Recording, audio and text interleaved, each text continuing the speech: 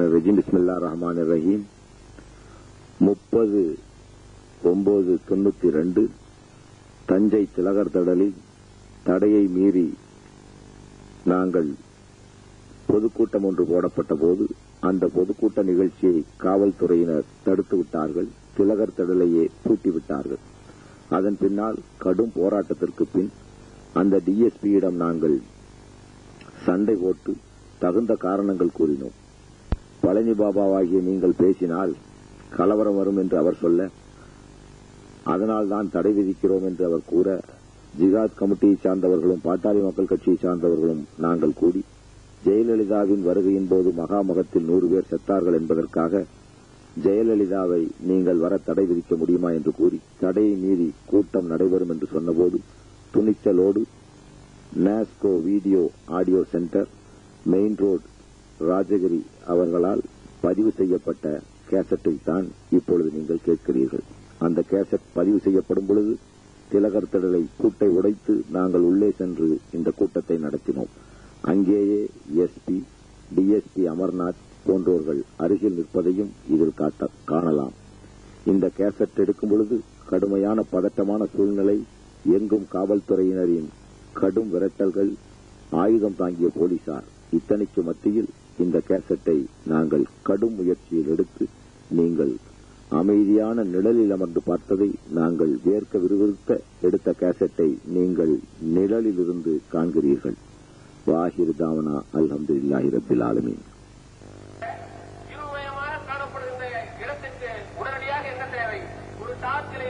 வழிகாட்டக்கூடிய ஒளி விளக்கோ அல்லது டாக்டர் ராமதாஸ் அவர்கள் தமிழகத்தின் விடிவெள்ளியாக அவதரித்திருக்கிறார். அவதார புருஷன் என்றே நாம் சொல்லலாம். அதுபோன்று தஞ்சை மாவட்டத்திற்கு நாம் கண்டெடுத்த மாமணியாக அதேபோன்று இங்கே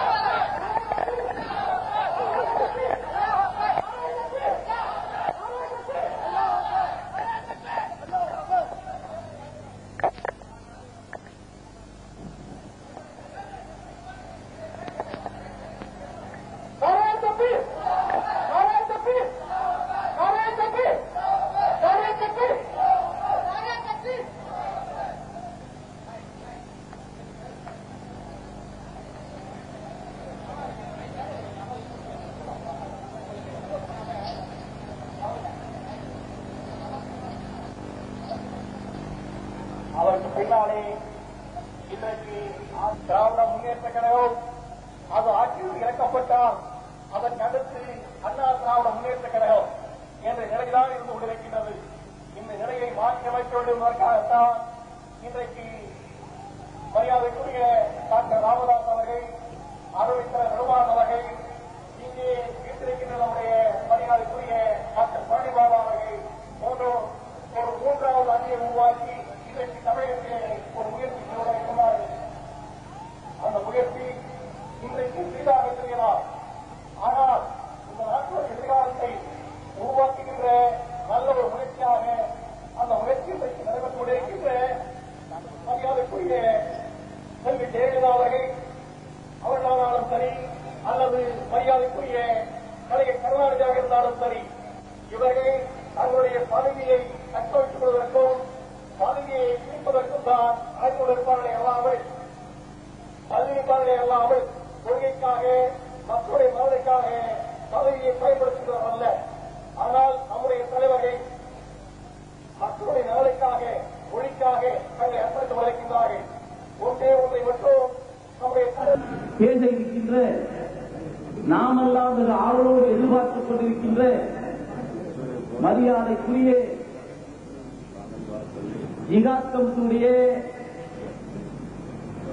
டாக்டர் மரியாதைக்குரிய ஐயா பழனி பாபா அவர்களே, இங்கே கூடியிருக்கின்ற மரியாதைக்குரிய இந்து சமுதாய பெருங்குடி மக்களே, மரியாதைக்குரிய பாட்டாளி மக்கள் கட்சி தோழர்களே, நம்முடைய மரியாதைக்குரிய சிங்கம் பழனி பாபா அவர்கள் இங்கே என்ன பேசப் போகின்றார்கள் என்பதெல்லாம் நீங்கள் மட்டுமல்ல, தஞ்சை மாவட்டமே எதிர்பார்த்துக் கொண்டிருக்கின்றது என்பதை நீங்கள் எல்லாம் மறந்துவிடக் கூடாது. அதிலே என்னடா பாட்டாளி மக்கள் கட்சி, அங்கே மாவட்ட தலைவர் டி.ஏ. ஜெயராமன் கூட வந்து பேசுகின்றார்களே, இதில் ஏதோ விவகாரங்கள் இருக்குமோ என்று கூட மற்ற சமுதாயம் அல்ல, இங்கே இருக்கின்ற ஆதிக்க சமுதாயத்தைச் சேர்ந்த பார்ப்பவர்கள் என்ன கூடும். நான் ஒற்றுமகத்தை நான் ஒரு 2 வார்த்தையில் சொல்லி முடிச்சுடுறேன். எப்படி இந்த சமுதாயத்தை ஒன்று திரட்டி இந்த சமுதாய மக்களுக்கு, பிற்படுத்தப்பட்ட, ஒடுக்கப்பட்ட, நசுக்கப்பட்ட அந்த முஸ்லிம் சமுதாய மக்களுக்கு ஏதாவது இந்த சமுதாயத்திலே ஒரு அங்கம் வகிக்க வேண்டும் என்பது மட்டுமல்ல, அவர்களையும் மனிதராக வலிக்க வேண்டும். இந்த நாட்டில் இருக்கிற பொறுக்கி பசங்க, ரொம்ப நாளுக்கு உங்களுக்கு எல்லாம் தெரியும், பிபி சிங் என்கின்ற ஒரு மாபெரும் தலைவர் அந்த சர்க்கார்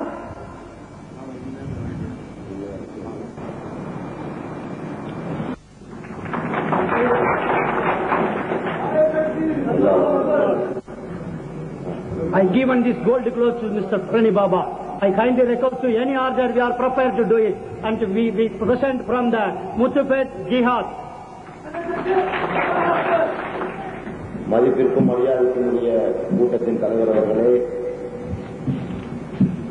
அளவற்ற அன்புடையோடும் நிகரற்ற அன்புடையோடும் ஆகிய ஆண்டவன் திருநாமத்தால் ஆரம்பம் செய்கிறேன்.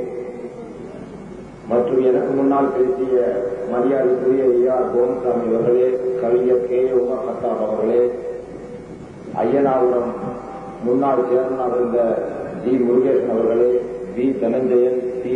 ஜெயராமன் மற்றும் பாட்டாளி மக்கள் கட்சியின் முன்னணி செயல்களே, ஜிகாத் கமிட்டியின் தொண்டர்களே, தோழர்களே, ஏனைய சமூக மக்களே, இஸ்லாமிய பெருங்குடி மக்களே, உங்கள் அனைவருக்கும் சாந்தியும் சமாதானமும் உண்டாகுவதாக என கூறப்படும் சலாமும் அழைக்கும் என்று கூறிய உரையினை ஆரம்பம் செய்கிறேன்.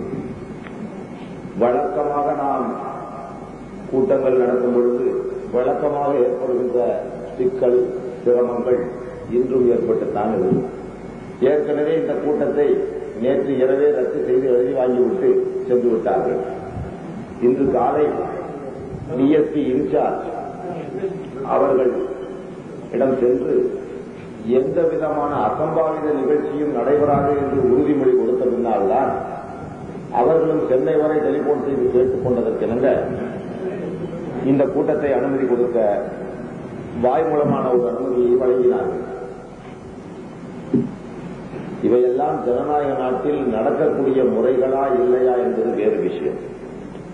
நான் காவல்துறை அன்பர்களுக்கு அன்போடு பல கூட்டங்களில் கேட்டுக் கொண்டதெல்லாம் இதுதான். இந்த ஜனநாயக நாட்டில் நான் பேச உரிமை இருக்கிறதா இல்லையா என்பதுதான். இங்கு நாங்களும் ஒரு அங்கமாக கருத வேண்டும். இந்த நாடு என்னை அங்கீகரிக்காவிட்டால் இந்த நாட்டை நான் அங்கீகரிக்கவே மாட்டேன் என்பதையும் தெரிவிக்கிறேன்.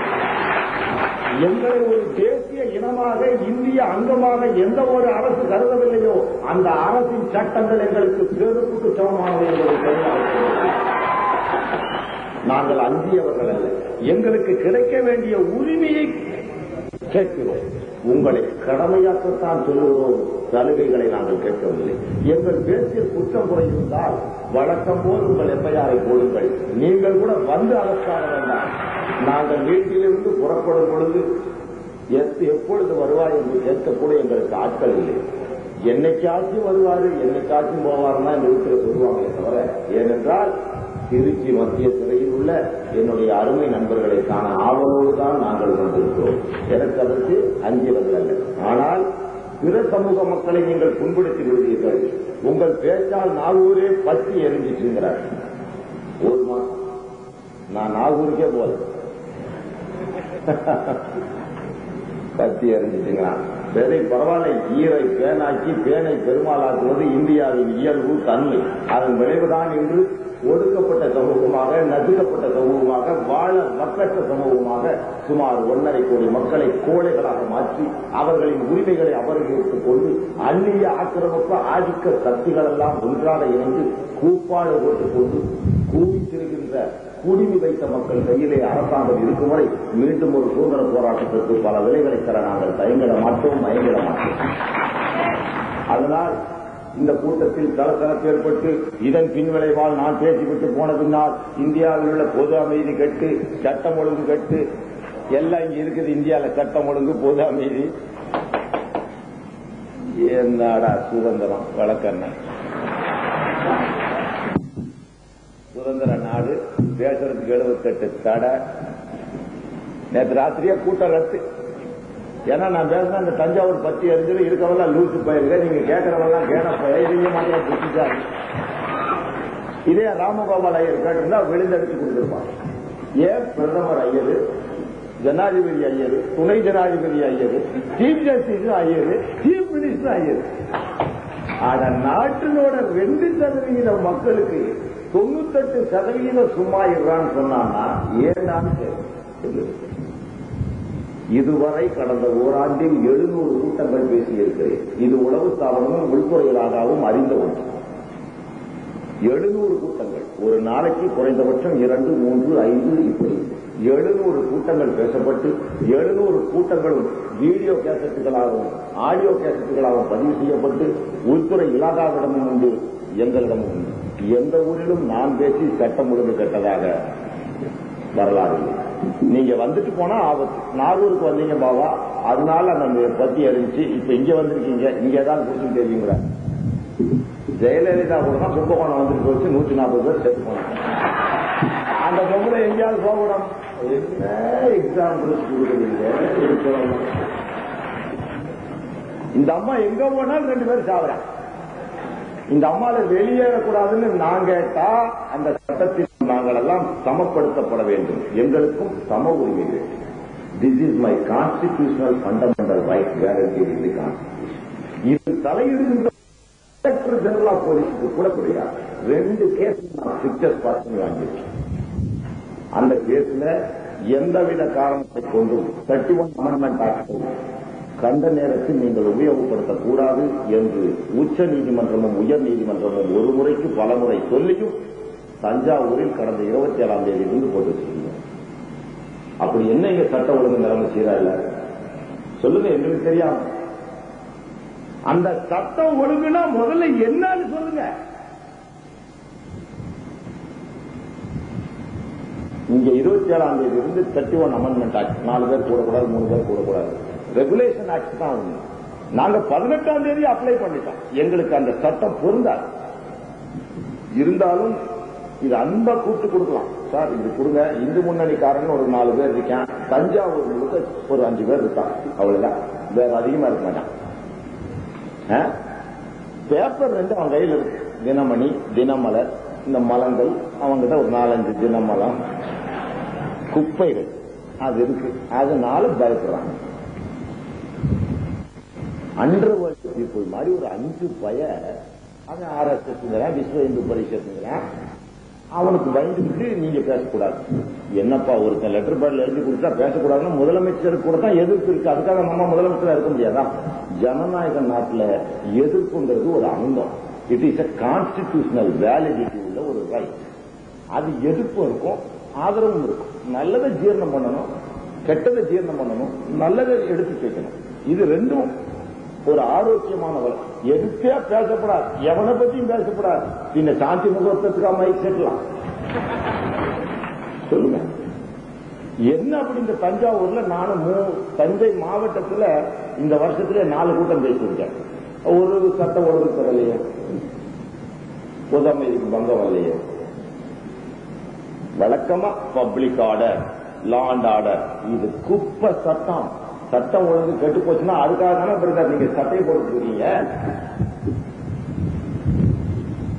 சொல்லுங்க. எங்களை அன்போட கூப்பிட்டு இது உங்களோட உரிமை, எக்ஸிக்யூட்டிவ் இன் ரைட் மேனர். என் கூட்டம் ஒண்ணுல தான், நீங்க வேற எந்த கூட்டத்திலையும் பார்க்க முடியாத மாவட்ட செயலாளர் கூட பாத்துங்க, ஒரு பயப்பட பீடி சிகரெட் குடிக்க மாட்டாங்க. டிசிப்ளினா நிற்கான், டிசிப்ளினா கலைஞன். மற்ற கூட்டத்தில் எல்லாம் தண்ணியை போட்டுட்டு அவன் தலைகீழ வருகிறான். தலைவர் அவர்களே சொல்லிட்டு பொருளாதாரத்துக்கு மாலையை போட்டு பொருளாளர் என்று தொண்டு பக்கத்தில் இருக்கும் மைக் அதெல்லாம் கேட்டதில்லை. கேட்கிறேன், காவல்துறை அதிகாரிகளுக்கு மட்டுமல்ல, இங்குள்ள மாற்று இன சகோதரர்களையும் கேட்கிறேன். எங்கள் இஸ்லாமிய சமுதாய மக்களால்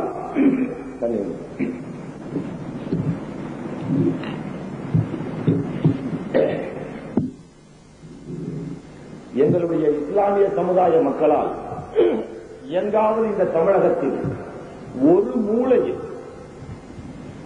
உங்களுடைய இந்துக்களின் வழிபாட்டு ஸ்தலங்கள் என்று சொல்லக்கூடிய கோவில்களிலோ அல்லது உங்களுடைய ஊர்வலங்களிலோ உங்களுடைய வழிபாடு ஸ்தலங்களிலோ கொட்டடித்துக் கொண்டு மோளம் அடித்துக் கொண்டு குடித்து கும்மாளம் விட்டதாகவோ அல்லது நீங்கள் சாமி கும்பிடும்போது எங்கள் இஸ்லாமிய சமுதாய மக்கள் தடை உத்தரவு வாங்கியதாகவோ நீங்கள் கட்டுகின்ற கோவில்கள் பிளாட்பாரம் உட்பட ஆக்கிரமிப்பாக சட்டவிரோதமாக கட்டப்பட்ட கோவில்களை எடுக்க சொல்லி எங்காவது ஒரு ஊர்வலமோ ஒரு நோட்டீஸோ ஒரு எதிர்ப்போ காட்டினார்கள் என்பதை ஆதாரப்பூர்வமாக காட்டினால் உங்களுக்கு 10 லட்சம் ரூபாய் தருகிறேன். நான் எங்காவது ஒரு சின்ன குக்கிராமத்தில் உங்க ஊர் பக்கத்துல ஏதாவது ஒரு ஊர்ல எங்க முஸ்லீம் மக்கள் வந்து தமிழ் சகோதரர்களின் வழிபாடு ஸ்தலங்களை கட்டக்கூடாது, இந்த கோயிலை நிறுத்து, இந்த ஊர்ல சாமி கும்பிடாத அப்படி என்று சொல்லி தடை உத்தரவு வாங்குவது, மறியல் செய்வது, போராட்டம் செய்வது, நோட்டீஸ் அடிப்பது,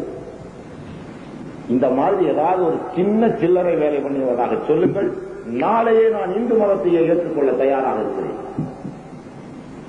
மாறாக எங்க ஊர் பள்ளியாசத்துக்கு தான் கொட்டடிச்சு போறேன்.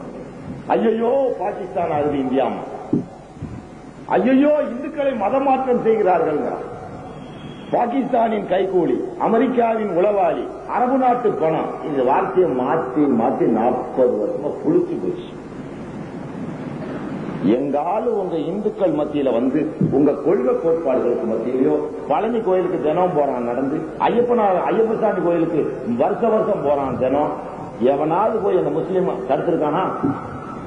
எங்கால ஒரு கூட்டம் போட்டா போதும் போலீஸ்கார பயல இருந்து சாதாரண பொறுக்கி பய வரைக்கும் கத்துறீங்களே, என்ன பாவம் செஞ்சோம்?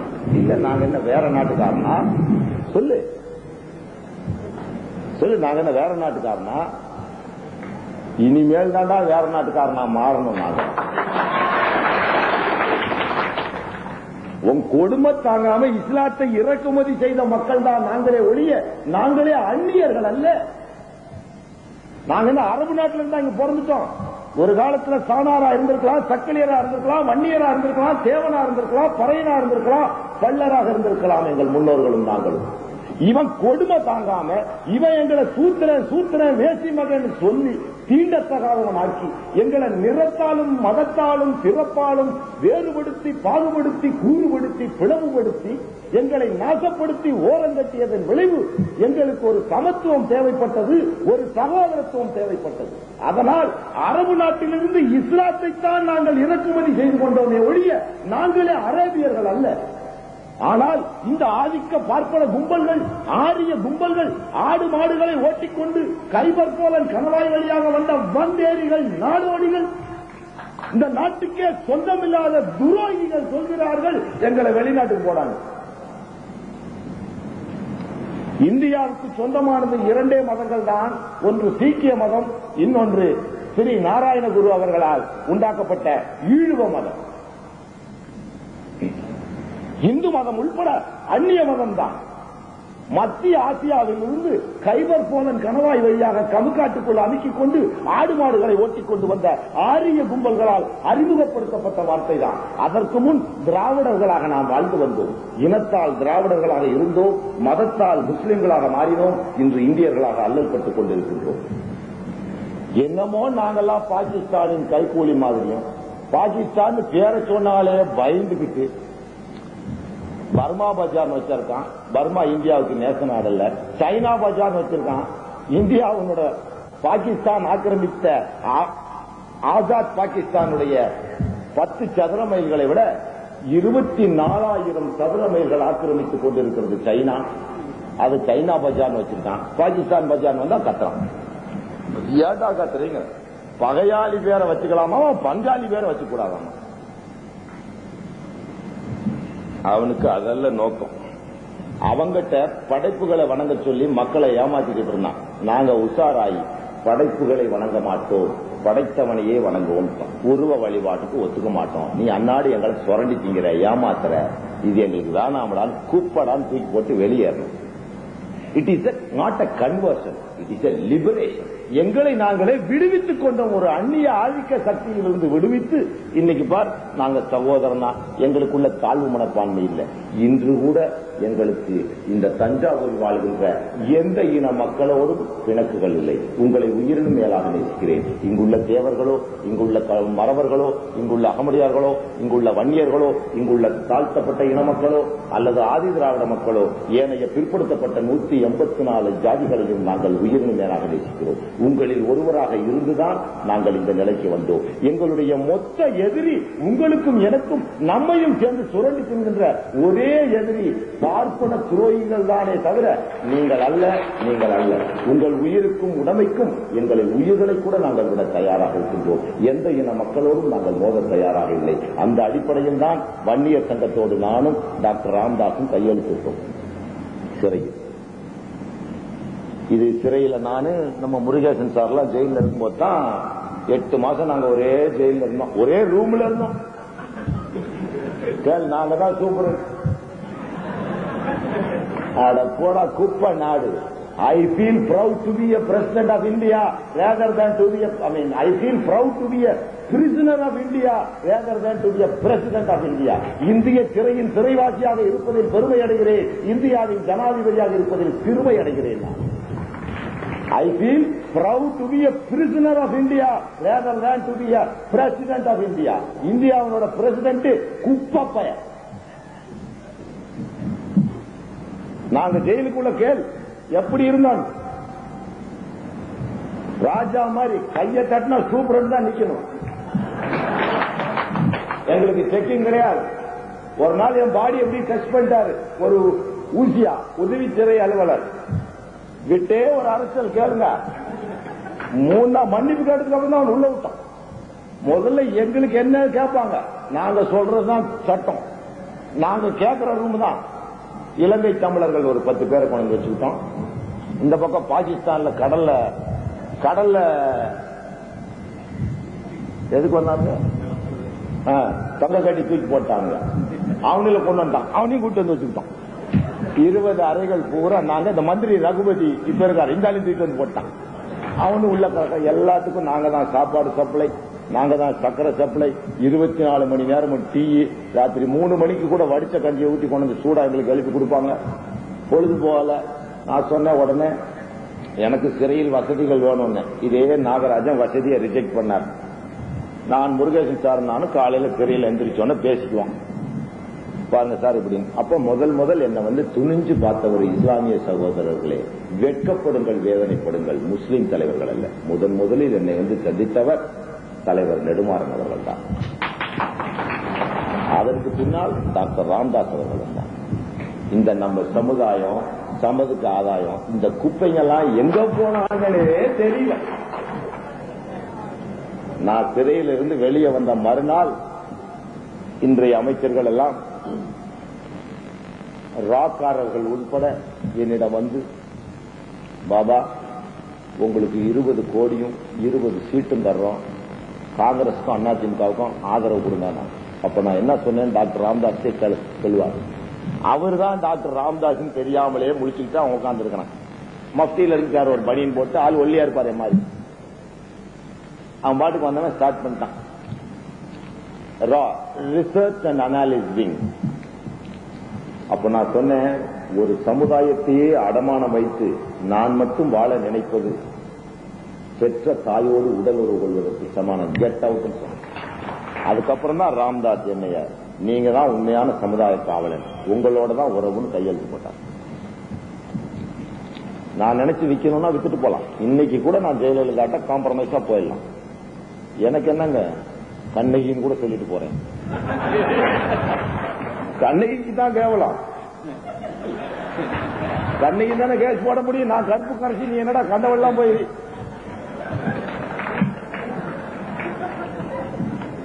நான் சொல்லிட்டு போறேன், எனக்கு ஒண்ணும் கிடையாது. நாளைக்கே நரசிம்மராவோட என்னோட காம்ப்ரமைஸா போயிட முடியும். இதே பாண்டிச்சேரி கவர்னரா வந்துட்டு அழகா பொதுமக்களே தேசிய ஒருமைப்பாடு காப்பாற்றுங்கள் அந்நியா, ஒரு 5-6 வார்த்தை இருக்குது, சைக்ளோ ஸ்டேட் வார்த்தை. லட்சியங்கள் நிறைவேறும். அதற்காகத்தான் இன்னும் 100 சிறைகளை கொடுத்தாலும் சிலுவுகளை கொடுத்தாலும் நாங்கள் சீரான வழியில் தான் சிறப்படைவோம், ஏன் சிரம் துண்டித்தாலும் பரவாயில்லை என்று ஒரு கொள்கை ரீதியாக உண்மையான மக்களாக வாழ வேண்டும் என்பதற்காக வாழ்ந்து காட்டுகிறோமே ஒழிய காசுக்கு விலை போறோம்னா என்னைக்கோ விலை போயிடலாமே பிரதர். கொஞ்சம் இங்குள்ள முஸ்லிம் சமுதாய மக்கள் சிந்தித்து பாருங்கள். நானும் டாக்டர் ராம்தாஸும் ஒன்றாக இணைந்து கையெழுத்திடாமல் இருந்திருந்தால்,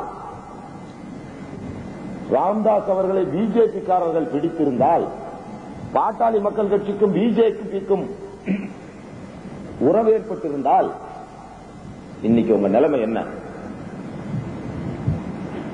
2 கோடி வன்னிய மக்களும் 1.5 கோடி முஸ்லிம் மக்களும் சுமார் 1 கோடிக்கும் மேற்பட்ட தாழ்த்தப்பட்ட மக்களும் சுமார் 2 கோடிக்கும் மேற்பட்ட பிற்படுத்தப்பட்ட ஏனைய ஜாதிகளும் ஒன்றாக சேர்ந்தால் நம்முடைய உரிமையை நாம் பெறலாம் என்ற நல்ல தூர நோக்கத்தோடு தான் இணைந்தோமே ஒழிய நீங்க ஓட்டு போடுவீங்க. உங்க ஓட்டு குப்பை, அது எந்த கழுதிக்கு போடு, தாசிக்கு போடு, வேசிக்கு போடு, அதை பத்தி கவலை இல்லை. உங்களுடைய உரிமைகளை உணர்ந்து நடங்கள் என்பதற்குத்தான் 2 கோடி வன்னிய மக்கள் சார்பாக டாக்டர் ராம்தாஸ் அவர்களும் இஸ்லாமிய மக்கள் சார்பாக நானும் கையெழுத்திட்டு இன ஒற்றுமைக்காக, தமிழர்களின் இன ஒற்றுமைக்காக போட்டு இந்த கூட்டமே சமூக ஒற்றுமை மாநாடு. பல சமூகங்களுக்கிடையே நாமெல்லாம் சமுதாயத்தால் பிற்படுத்தப்பட்டு பொருளாதாரத்தால் சுரண்டப்பட்டு வாழ்கின்றோம். அதே நிலைமைதான் வன்னிய மக்களும். அது மட்டுமல்ல, 25 ஆண்டு காலமாக, 1/4 நூற்றாண்டு காலமாக கலைஞர் கருணாநிதியை ஆதரித்தோம். ஆனால் கேவலம் பிஜேபி காரனுக்கு ஆதரவு தந்தால்தான் தன்னுடைய ஆட்சி நிலைக்கும் என்பதற்காக பொய்யான வழக்கொன்றை போட்டார். அது மட்டுமல்ல, 13 பள்ளிவாசல்கள் அவருடைய ஆட்சியிலே தாக்கப்பட்டன. 25 மாத கால ஆட்சியிலே மேட்டுப்பாளையம், தகுனிக்கோட்டை, வீக்களத்தூர் என்று எண்ணிக்கை சொல்லிக் கொண்டு போனால் 16 கூட வரும். 13 ஆதாரப்பூர்வமாக எங்களிடம் உள்ளது. கிட்டத்தட்ட 11 இஸ்லாமிய பெண்கள் கற்பழிக்கப்பட்ட பின்னால் அதை கருணாநிதி கண்டுகொள்ளாமல் இந்து முன்னணிக்கு ஆதரவு தெரிவித்த ஒரே காரணத்திற்காகத்தான் கருணாநிதிக்கும் எனக்கும் கருத்து வேறுபாடு ஏற்பட்டது. எனக்கு நல்லது செய்யணும் இல்ல, எனக்கு எங்க பாட்டம் பூட்டம் தேடி வச்ச சொத்தே 10 தலைமுறைக்கு இருக்குது, போதும். ஏதோ இந்த கூடத்துக்கு வந்துட்டு போனா அந்த மாவட்ட செயலாளர் காசு கேட்காம இருந்தானா சரி.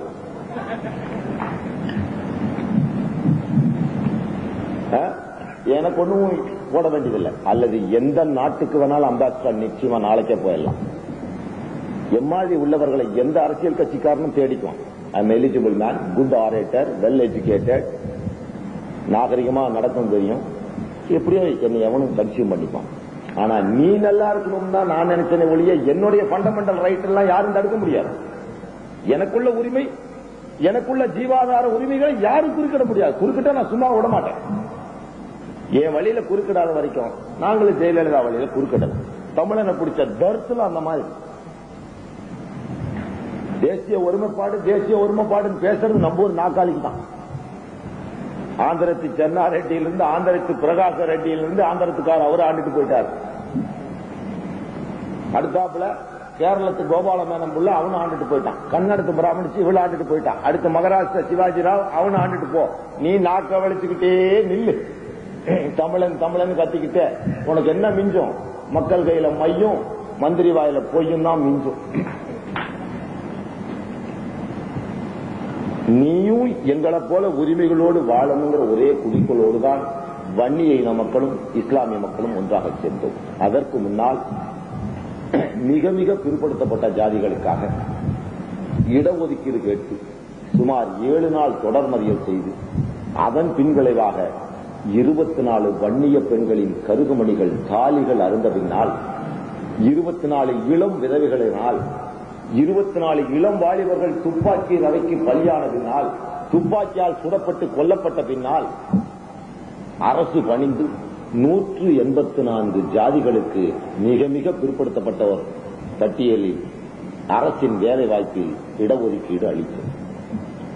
எவ்வளவு?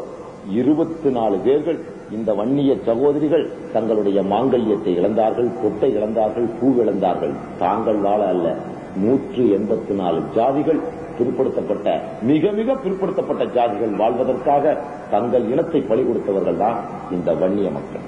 அவர்கள் கைகளை முத்தமிடுவதில் கூட நான் பெருமை அடைகின்றேன். தங்கள் இனம் வாழாமல் தன் இன சகோதரிகளை பொட்டியிழந்து பூவிழந்து வாழ வைத்து உன் சகோதரிகள் மத்தியில் மகுடத்தை சூட்டிய ஒரு மாபெரும் வீரர்கள் தான் இந்த வன்னிய மக்கள் என்பதை இங்குள்ள ஏனைய பிற்படுத்தப்பட்ட மக்களே நீங்கள் மறந்துவிடாதீர்கள். 184 ஜாதிகளுக்காக தன் இன பெண்கள் 24 பேரை விதவைகளாக்கினார் டாக்டர் ராம்தாஸ். தன் 24 இளம் வாலிபர்களை துப்பாக்கி ரவைக்கு பலி கொடுத்தார். விலை கொடுக்காத ஒரு சமுதாயம் வீணாய் போன சமுதாயம் என்பதை உலகுக்கு நிலைநிறுத்தி காட்டினார். ஆனால் ஒரு ஜாதிக்காரன் கூட அவருக்கு நன்றி சொல்லி கடிதம் போடவில்லை. ஜிஹாத் கமிட்டி ஒன்றுதான் டாக்டர் ராம்தாஸுக்கு முதலாக நன்றி சொல்லி ஒரு தீர்மானத்தை நிறைவேற்றியது. நாங்கெல்லாம் இந்த நாட்டுக்கு தேச விரோதியா போயிட்டோம். எங்களை பார்த்து இந்து முஸ்லீம் ஒற்றுமைக்கு யாரா அந்த இந்து சொல்லு? இவங்கெல்லாம் இந்து அல்லவா? முருகேசன் இந்து அல்லவா? இவர் இந்து அல்ல, அவர் இந்து எல்லாம் பாரு.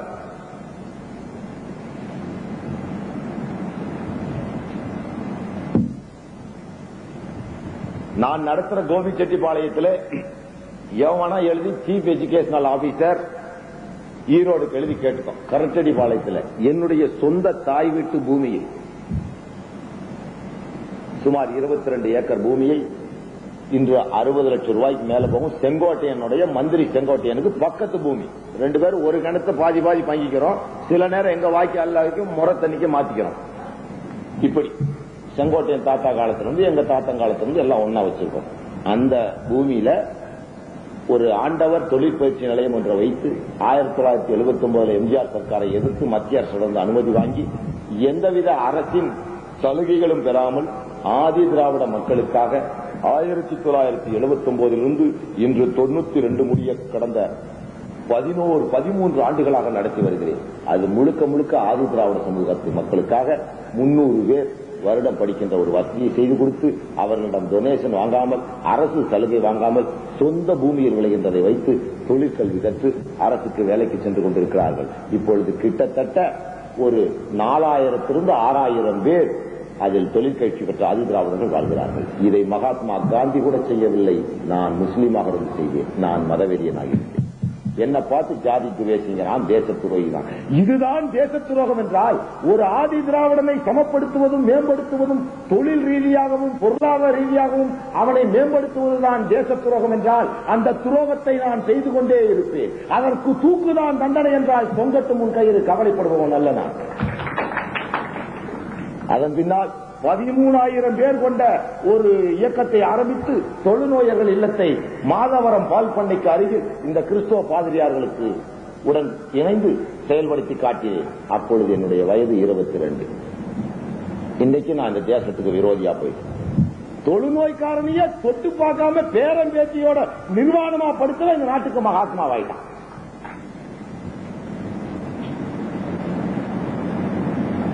உலக பல்கலைக்கழகம் என்ற ஒன்றை ஆரம்பித்து வேர்ல்டு யூனிவர்சிட்டி சர்வீஸ் சென்டர் ஒன்றை ஆரம்பித்தேன். அதில் படித்தவர் தான் பொன்னையன், முத்துசாமி, இன்று அமைச்சரவையில் உள்ள 50% மெம்பர்ஸ், தம்பிதுரை 30 ரூபாய்க்கு என்னமோ அதுல வந்து டெய்லி சேர்ந்தாரு. 900 ரூபாய் சம்பளம் கொடுத்தேன். அதுல இருக்கும்போது எம்ஜிஆர் அறிமுகம் ஆனாரு. அப்புறம் எம்பி ஆனாரு.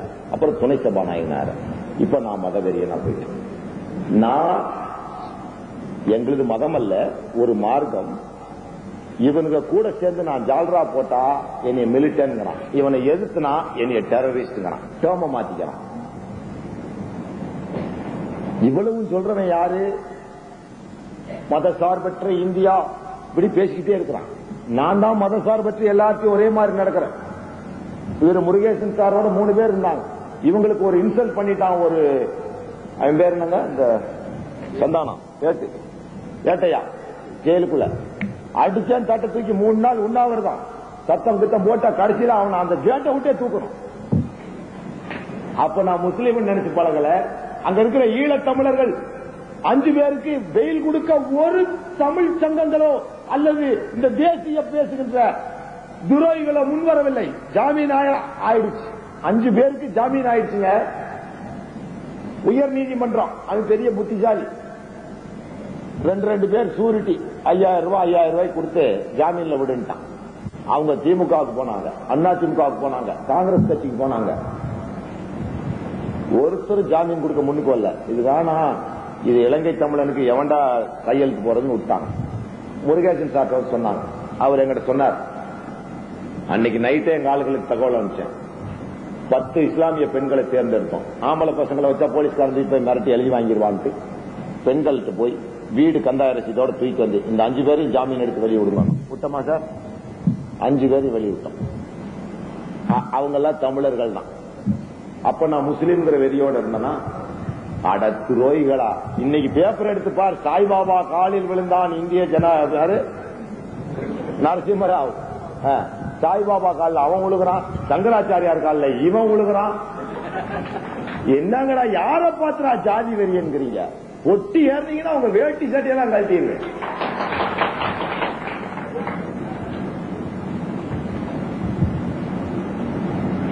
நீங்கெல்லாம் இந்த பாரதத்தின் பிரதமர், உங்களை எல்லாம் நாங்க ஏத்துக்கணும். நீ மதசார்பற்ற நாட்டில் உன் பொண்டாட்டு பிள்ளைகளா சுருட்டினது போக நாங்கெல்லாம் தேசத்தின் துரோகிகள். அட போடா குப்பை. இந்திய கான்ஸ்டிடியூஷன்ல தேசம் என்ற வார்த்தை கிடையாது. There is not even mentioned once in the Indian Constitution that India is a nation. Indian Union என்ற வார்த்தை தான் இருக்கிறது. ஒரு நாட்டை நாடுன்னு சொல்லிக்க முடியாத ஒரு வெட்கக்கேடான நிலையில் ஒரு நாட்டை வைத்திருக்கிறீர்கள். 45 ஆண்டு கால சுதந்திர வரலாற்று. சுதந்திரம் வாங்கினீங்க, எவன்டா கொடுத்தீங்க?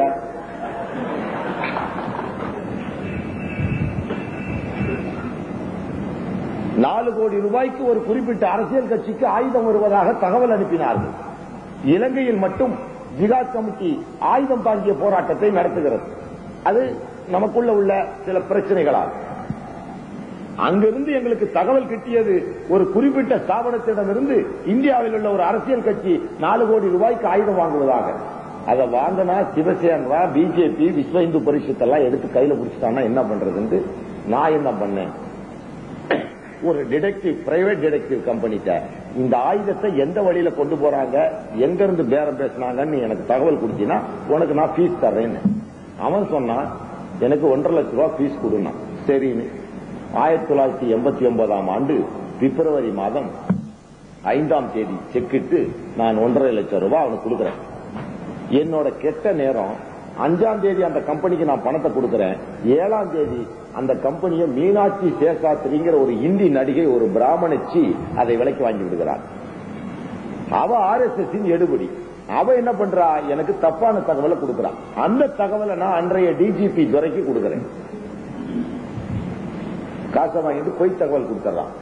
அதை நம்பி அவர் போலீஸை டெஸ்பாச் பண்ண பொய் தகவலா போகுது. உடனே கருணாநிதி நீ போன்ல கூப்பிட்டு, இனிமேல் நீ பொய் தகவல்லாம் கொடுக்காத, அப்படி இப்படி விரட்டிடுறாரு. நான் சோர்வடைஞ்சிடறேன். என்ன நடந்ததுன்னு பார்த்துட்டு அந்த கம்பெனியை உடனே கன்சியூமர் கோர்ட்டுக்கு இழுக்கிறேன். அவன் உடனே எனக்கு பணத்தை திருப்பி கொடுக்குறான். அதை வாங்கிட்டு முன்னாள் ஐஜியாக இருந்த அருளுடைய மகள் ஜெனிஃபர் அருளுடைய உதவியால் இன்னொரு உளவு ஸ்தாபனம் பிரைவேட் டிடெக்டிவ்க்கு பணத்தை கொடுத்தோன்னா அவங்க எனக்கு சரியான தகவல் கொடுக்கறாங்க. தர்கா வலசுக்கு அருகில், ராமநாதபுரத்தில் ஒரு தர்காவுக்கு அருகில் அது புதைக்க வைக்கப்பட்டிருக்கிற தகவலை சொல்லுகிறார்கள். இதை மறுபடியும் கருணாநிதி சொன்னா நம்ப மாட்டான், இவன் பிஜேபியோட அலையன்ஸா இருக்கிறான்னு சொல்லிட்டு நான் என்ன பண்ணிட்டேன், DRIக்கு போன் பண்ணி விட்டேன், டைரக்டர் ஆஃப் ரெவென்யூ இன்டெலிஜென்ஸ். அவனுக்கு சொல்லிட்டு ட்ரக் ஸ்குவாட் இருக்கான் பார், போதை மருந்து குடிக்கிறவன், அவனுக்கு சொல்லிவிட்டேன் போதை பொருள் அங்க இருக்குதுன்னு. எனக்கு தெரியாது ஆயுதம் தான். ஆயுதம்னா யார் எடுக்கிறதுங்கிற தகவல்ல போலீஸுக்கு காசை கொடுத்து சரி பண்ணிடுவான். பிஜேபி காரன் அவன் எல்லாம் காசு வாங்குற கும்பல் தானே.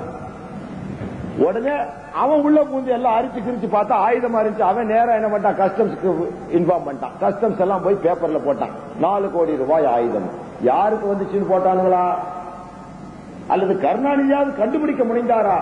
இஸ்லாமிய சகோதரர்களே, உங்கள் பெண்களின் கருகுமணிகளை நோக்கிய துப்பாக்கிகள் அவைகள். அன்று தக்க நேரத்தில் நான் தடுத்திருக்காவிட்டால் இன்று உங்கள் வீட்டு பெண்கள் வெள்ளைச்சிலையோடு விதவைகளாகத்தான் நின்று இருப்பார்கள். உடனே கோபமுற்ற பிஜேபிக்காரர்கள் சென்னையிலே ஒரு மாநாட்டை கூட்டி பழனி பாபா என்பவனை தேசிய பாதுகாப்பு சட்டத்தில் கைது செய்கிறான். இதை மதுரை டிவியில் உட்காந்து நானே பார்த்துட்டு விஜயமாதா சிந்தியான் ஒருத்தி முன்மொழிகிறா, வாஜ்பாய் வழிமொழிகிறா, அவன் அத்வானி அறிவிப்பு செய்யறான். உடனே அங்க இருக்க நிருபர்கள் யார் பழனி பாபான்னு கேட்கிறான். அது கூட அவன் பழனி பாபான்னு வாயில வரல, பண்ணி பாபா பண்ணி பாபாங்கிறான். எல்லா சிறப்பு நகரம் தமிழனுக்கே உரிய சிறப்பு. அவன் வாயில நுழையாது வடநாட்டுக்காரன். பன்னி பாபாங்களாம். அன்னைக்கு கருணாநிதி காத்துக்கிட்டு இருக்கார். எதுக்கு? விருந்து வச்சுக்கிட்டு. எவன் எங்களை நோக்கி ஆயுத போராட்டத்திற்கு தன்னுடைய இயக்கத்தை தயார் செய்கிறானோ, எவன் எங்களுடைய இனத்தை அழிக்க வேண்டும் என்று உறுதிமொழி எடுத்து எங்களை அன்றாடம் அழித்துக் கொண்டிருக்கிறானோ அவனுக்கு விருந்து வைக்கின்ற ஒரு துரோகியாக கருணாநிதி மாறிய பின்னால் தான் கருணாநிதியின் நட்பையை நாங்கள் மறுபரிசீலனை செய்தோம். உடனே இவர் என்ன பண்ணார்? காரைக்குடியில போய் ரிமாண்ட் பண்ணார். இன்னைக்கு கூட உங்க ஊர் டிஎஸ்பி சொன்னார், நீங்க நாகூருக்கு வந்து பத்தி அறிஞ்சிச்சாரு. நாகூர்ல கலவரம்னா நாகப்பட்டினம் மேஜிஸ்ட்ரேட்ல என்னை ரிமாண்ட் பண்ணிருக்கணும். நாகூர் கலவரத்திற்கு நான் தான் காரணம் என்றால் நாகப்பட்டினம் மேஜிஸ்ட்ரேட் அல்லவா என்னை ரிமாண்ட் செஞ்சிருக்கணும். என்ன காரைக்குடியில நான் வெளியிட்ட ஒரு நூலுக்காக கைது செய்து மதுரை ஜெயில வச்சிருந்து இவன் அறிவித்த மறுநாள் எனக்கு தேசிய பாதுகாப்பு சட்டம் போடுறாங்க. அந்த நிலையத்தில் மதுரை ஜெயில ஒரு கைதி இறந்துடுறான். 5 மணிக்கு அந்த கைதி எங்கிட்ட வந்து தீப்பெட்டி வாங்கிட்டு போறான். 5:30 மணிக்கு லாக்அப் முடியும் போது இடையில எப்போ இறந்துறான் எனக்கு தெரியல. கைதிகள்லாம் உண்ணாவிரதம் இருந்து ஐஜி பிரிசன் சிறைத்துறை தலைவருக்கு தகவல் போய் அங்கிருந்து வைகுந்த் ஐபிஎஸ் என்பவர் அங்கிருந்து புறப்பட்டு இங்க வர்றார். அவர் வந்த உடனே விசாரணை நடக்குது. அப்ப கடைசி அவனை பார்த்தது யாரு? அந்த செல்லுல இருக்காரு பழனி பாபான்னு ஒருத்தர், அவர் தான் பார்த்தாங்க. அப்போ 23/6/1990 23 தானே சார்? 90வது வருஷம் 23ஆம் தேதி. நல்லா பாத்துக்கோங்க. உடனே ஐஜி வந்து என்ன பண்ணார்? என்ன கூப்பிடுறாரு, சூப்பரண்டென்டிய எஸ்கார்ட் பண்ணி கொண்டு போறாரு. நான் ஐஜி கிட்ட உட்காந்து பேசும்போது ஐஜி சொல்றாரு, நீங்க பாத்தீங்களா சார்? நான் ஒரு ஆளை பார்த்தேன், அவர் பேர் தெரியாது, வேணா அந்த ஆளை காமிச்சீங்கன்னா நான் காட்டுறேன். ஆள் செத்துட்டாரு, உயிரோடு இருக்காராம், அது எனக்கு தெரியாது சார். சரி, உயிரோடவோ பிணமாவோ பார்த்தா அடையாளம் கண்டுபிடிப்பேன். உடனே ஹேண்டட் ஓவர் டேக்கன் ஓவர் எழுதுறாரு. ஐஜி இருந்து சூப்பரண்ட் இருந்து ஐஜி வாங்கிக்கிறாரு. அதுக்கு ஹேண்ட் ஓவர் டேக்கன் ஓவர் எல்லாம் போட்டு என்ன ஆர்ம்டு ரிசர்வ் போலீஸ் உள்ள வண்டியில ஏற்றும் போது மதியம் 2 மணி சாப்பாடு கொடுத்து ஏற்றி ராஜாஜி பொது மருத்துவமனைக்கு என்னை அழைத்து செல்கிறார். அங்க போறேன். அங்க போகும்போது அங்க Madurai collector, district magistrate and collector, district sessions judge, அதெல்லாம district revenue officer, district medical officer, ஒரு மாநில அதிகாரி, state grade officer, 5 district grade ஆபீசர்கள் நின்று என்னைய பழனி பாபா தானான்னு அடையாளம் பார்த்து மச்சங்குச்செல்லாம் பார்த்து கையெழுத்து போட்டு அந்த மார்ச்சரி கொண்டு போறாங்க. அங்க 5 பணம் வச்சிருக்கு. அதுல 2வது பணத்தை காமிச்சு இந்த ஆளை நான் நேற்று உயிரோட பார்த்தேன், நல்ல ஆரோக்கியத்தோட. மறுபடியும் வெளியே கூட்டிட்டு வந்தாங்க. அப்புறம் அந்த பணத்தை மாத்தி படுக்க வச்சாங்க. மறுபடியும் போய் 4வது ஆளை காமிச்சேன், அதே பணம் இந்த ஆள் தான். அப்போ மணி 3:30 அடையாளம் காமிச்சிட்டு நான் ஜெயிலுக்கு வந்து திரும்ப ஹேண்ட் ஓவர் டேக்கன் ஓவர் போடும்போது மணி 4:15. இந்த தஞ்சாவூர்ல ஒரு கலெக்டர் இருந்தான். அவன் பேர் என்னங்க? நம்ம உள்ளதெல்லாம் விவேக் ஹரிநாராயணன். அட்ரஸே இல்ல. அவன் எழுதுறான், பழனி பாபா 23/6/90 அன்று கிழக்கு வாசலில் நின்று வடக்கு பார்த்து ஆட்டோமேட்டிக் வெப்பனோடு சுட்டுக் கொண்டிருந்தாருங்க. இவன் சொல்ற அந்த நேரத்தில் நான் ஜெயில அடையாளம் காமிச்சுட்டு இருக்கிற ஐஜிட்ட.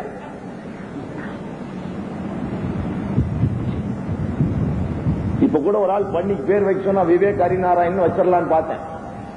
பண்ணிக்கு தானே கோபம் வரணும், கேஸ் போடணும். விவேக் ஹரிநாராயணனை பார்த்து பண்ணினா தானே கேஸ் போடுவேன். பண்ணியை பார்த்து விவேக் ஹரிநாராயணன் பண்ணி தானே அக்ரிவிட் பார்ட்டி, அதானே போடணும். ஆட ஒரு கலெக்டர், உனக்கெல்லாம் ஒரு ஐஏஎஸ் ஒரு கேடு.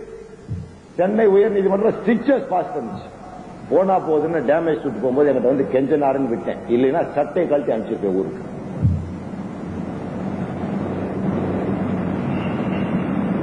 நாங்க தான் ஒவ்வொருத்தரையும் பிற்படுத்தப்பட்டவன் மன்னிக்கிறோமே தவிர எந்த பிற்படுத்தப்பட்டவனும் எங்களை மன்னிக்க தயாரா இல்லை. யாருக்காவது இந்த ஒரு டிஎஸ்பி கூட ஜெயலலிதாவின் பக்தர் போல இருக்கு. ரொம்ப அந்த அம்மால மேடம் ரொம்ப நல்லா அட்மினிஸ்ட்ரேட் பண்றாங்கிறாரு. எங்களுக்கு என்ன சார் அதனால? உங்க இப்ப இன்சார்ஜ் டிஎஸ்பி இருக்கிறாரு அமர்நாத், அவர் பயங்கரமான ஜெயலலிதா பக்தன். அப்ப நாடு எப்படி உருப்படும்? இப்படி திமுகவின் பக்தனாக இருந்த துரை டிஜிபியாக இருந்தார் சார். நீங்களா டிஎஸ்பியா இருக்கிறீங்க, அவர் டிஜிபியா இருந்தார். அவர் கடைசியில் அவரோட நிலைமை என்ன? தூக்க மாத்திரை அடிச்சு கொண்டு போட்டார். எந்த அரசியல் கட்சியும் ஒபே யுவர் ஆர்டர்ஸ், எல்லா பெரியவர்களும் சொல்றதை நீங்க கேளுங்க, ஆனா எங்களோட உரிமைகளை மட்டும் தயவு செஞ்சு மனவாட்டம் இல்லாமல் எங்கள் உரிமைகளை அனுமதியுங்கள். நாங்கள் உங்களுக்கு எந்த அளவுக்கு இந்த ஊர்ல வந்து கொளுத்தணும் கொள்ளணும்னா முருகேசன் சார் காட்டத்தான் நான் போய் கொளுத்தணும். அதுல எனக்கு என்ன லாபம்? ரெண்டு இனம் ஒன்னா சேர்ந்து வன்னிய மக்கள், தாழ்த்தப்பட்ட மக்கள், பிற்படுத்தப்பட்ட மக்கள், சிறுபான்மை மக்கள், நீங்க ஒன்னா சேர்ந்தா நம்மள சுரண்டி திங்கிற பாப்பாங்கிட்ட இருந்து அந்த பதவியில் பெறலாம். ஏன்னா இன்று இஸ்லாமிய மக்களில் 10,000 பேருக்கு ஒரு டிகிரி ஹோல்டர் இல்லை, BA BSc டிகிரி ஹோல்டர். 50,000 பேருக்கு ஒரு போஸ்ட் கிராஜுவேட் இல்லை. 1 லட்சம் பேருக்கு ஒரு டாக்டர் இல்லை. 10 லட்சம் பேருக்கு ஒரு வக்கீல் இல்லை. 50 லட்சம் பேருக்கு ஒரு IAS இல்லை. ஒரு IPS.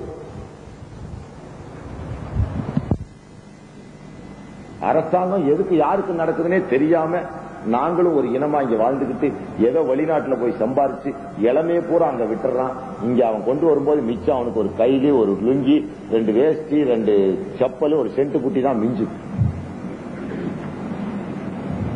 அந்நிய செலவாணி ஏதோ மீட்டு கொடுத்துட்டு அவனுக்கு இங்கேயாவது வேலை இல்லா திண்டாட்டம் எங்கிட்டோ போய் பொழைச்சுக்கிட்டு இருக்கான். கொண்டாட்டி கொள்ளையெல்லாம் இங்க விட்டுட்டு அவன் பொழைச்சு போயிருக்கான். இங்க ஒண்ணுமே வேலை இல்லாத மணியாட்டிக்கிட்டு சாமி பேர்ல ஏமாத்திக்கிட்டு தெரியுற அயோக்கிய RSS கும்பல்கள் இந்தியாவே உனக்கு சொந்தம் நினைக்கிற. எச்சரிக்கை விடுகிறேன், உங்களுடைய போராட்டங்களை அமைதியான உங்கள் வழியில் நடத்துங்கள். எங்களை பலி கொடுத்துத்தான் அந்த போராட்டம் என்றால் அதன் விளைவு நாடு காடாகத்தான் போகும். அதற்காக நாங்கள் தயங்கிட மாட்டோம். நாங்க சும்மா வந்து இந்துக்கள் முஸ்லிம்கள் என்னையா இந்து முஸ்லிம்? நீ படைப்புகளை வணங்குற, நான் படைச்சவனை வணங்குறேன். இதுல என்ன இந்து முஸ்லிம்? You say everything God, I say everything gods. ஒரு அப்பாஸ்டபி இஸ் finished. நீ என்னத்தையோ கும்பிட்டுட்டு போ.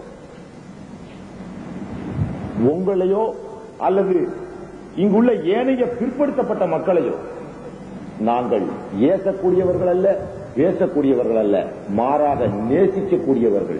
சத்தியமாக சொல்லுகிறேன், எந்த பிற்படுத்தப்பட்ட இன மக்களுக்கு எந்த பிரச்சனை என்றாலும் ஜிகாத் கமிட்டியவோ பாட்டாளி மக்கள் கட்சியவோ ஏனைய எங்களுடைய கூட்டமைப்புகளையோ நீங்கள் தொடர்பு கொள்ளுங்கள். உங்களுடைய உரிமைகளுக்காக எங்கள் உயிரை கூட கொடுக்க நாங்கள் தயாராக இருக்கின்றோம். உங்கள் மீது எங்களுக்கு காழ்ப்புணர்வு இல்ல. நீயும் நானும் வேறா இருந்தா தானே, உங்க மாதிரி இருந்துதானே நாங்களும் இஸ்லாமியர்களாக இஸ்லாத்தை இறக்குமதி செய்து இஸ்லாத்தை தான் நாங்கள் ஏற்றுக்கொண்டோமே தவிர இவன மாதிரி பொய்யும் குருடாவும் பேசிக்கிட்டு ஒரு 2% விஷ்ணு பக்தர்களுக்காக இருக்கின்ற 98% மக்கள் தலையில ஏறி முளக அரைச்சிட்டு அவனுக்குள்ள உள்ள ஒரு பிளவு.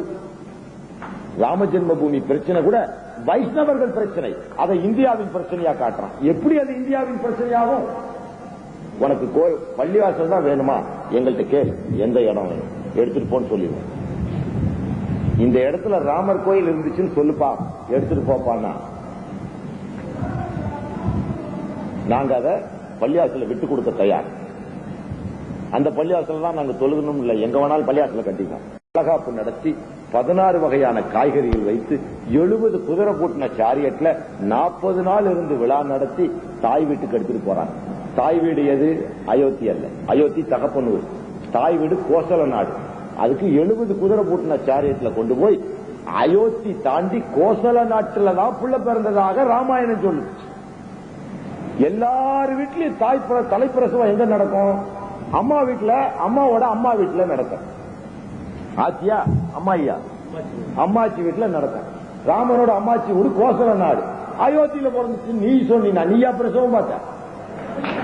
வாடா கோத்துக்கு, நான் கோத்துக்கு வர மாட்டேங்கிறேன். அத யாரா கட்டினது கோயில்?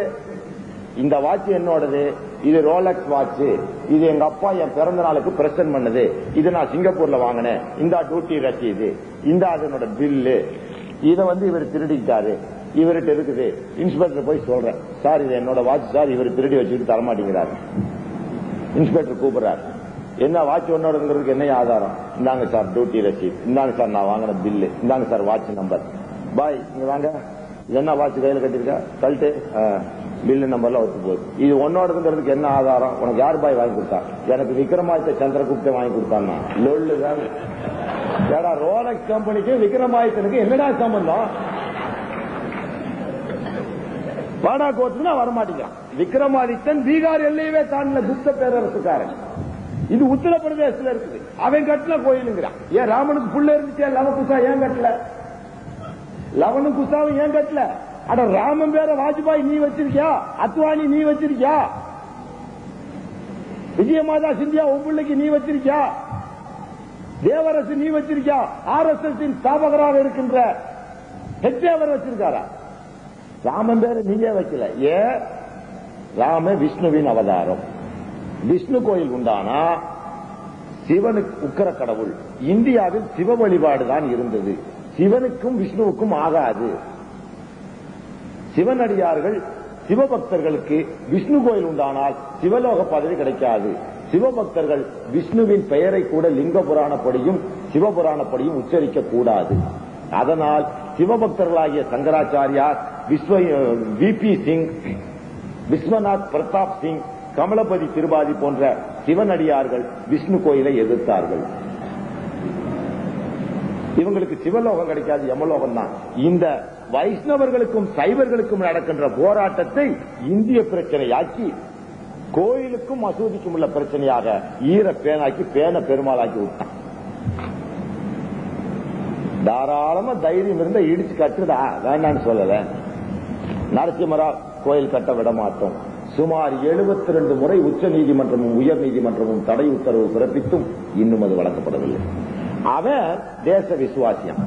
காஷ்மீர்ல வைஷ்ணவ தேவி கோவில் ஒன்னு இருக்கு, இந்துக்களின் புரதான கோயில். அது சைவர்களோட கோயில். அந்த கோவில்ல இந்த ஆண்டு 91 லட்சம் பேர் சித்திரை அன்று போய் சாமி கும்பிட்டு வந்தாங்க. வைஷ்ணவ தேவி விழால சித்திரை மாசம் நடக்கும். சென்ற சித்திரையின் போது எவ்வளவு? 90 லட்சம் பேர். அரசு என்ன புள்ளி விவரம் கொடுக்கிறான்னா, சென்ற ஆண்டை விட 30 லட்சம் பேர் அதிகம் மக்கள் இந்த ஆண்டு சென்று வணங்கி வந்திருக்கிறார்கள். எங்க இருக்கு அந்த வைஷ்ணவ தேவி கோவில்? காஷ்மீரின் ஒரு பகுதி. அது எந்த கட்டுப்பாட்டுக்குள் இருக்கிறது? இவன் யார தீவிரவாதின்னு சொல்றானோ அந்த தீவிரவாதிகளின் கட்டுப்பாட்டுக்குள் இருக்கின்ற வைஷ்ணவ தேவி கோவிலில் 90 லட்சம் இந்து பக்தர்கள் சாமி கும்பிட்டதாக பேப்பரில் படித்திருப்பீர்கள். அந்த கோயில் அவன் செதைச்சரல, இடிச்சரல. அங்க இருக்கிறவன் தீவிரவாதி. அவன்கிட்ட வெடிகுண்டு இருக்கு, நம்மள்கிட்ட பேனா கட்டி கூட இல்ல. அவன் நினைச்சா 2 குண்டை போட்டு அதை அழிச்சிடலாம். ஆனா 90 லட்சம் மக்களை அந்த முஸ்லிம் மக்கள்கள் அனுமதித்தார்கள். ஏன்? பிற வழிபாடு ஸ்தலங்களை அழிப்பது இஸ்லாமியர்களுக்கு ஏற்புடையதல்ல. அதனால் அந்த தீவிரவாதிகள் 90 லட்சம் பேரை வணங்க அனுமதித்தார்கள். வணங்கிட்டு பத்திரமா திரும்பி வந்தான். இந்த ஒரு வய முரளி மனோகர் ஜேசி ஒரு 3 சக்கர கொடி ஏற்றுறதுக்கு பெரிய ஆர்ப்பாட்டம் பண்ணிட்டு போனான். 90 லட்சம் பேர் அவனுக்கு முன்னாடி ஒரு மாசத்துக்கு முன்னாடி போயிட்டு திரும்புறான்.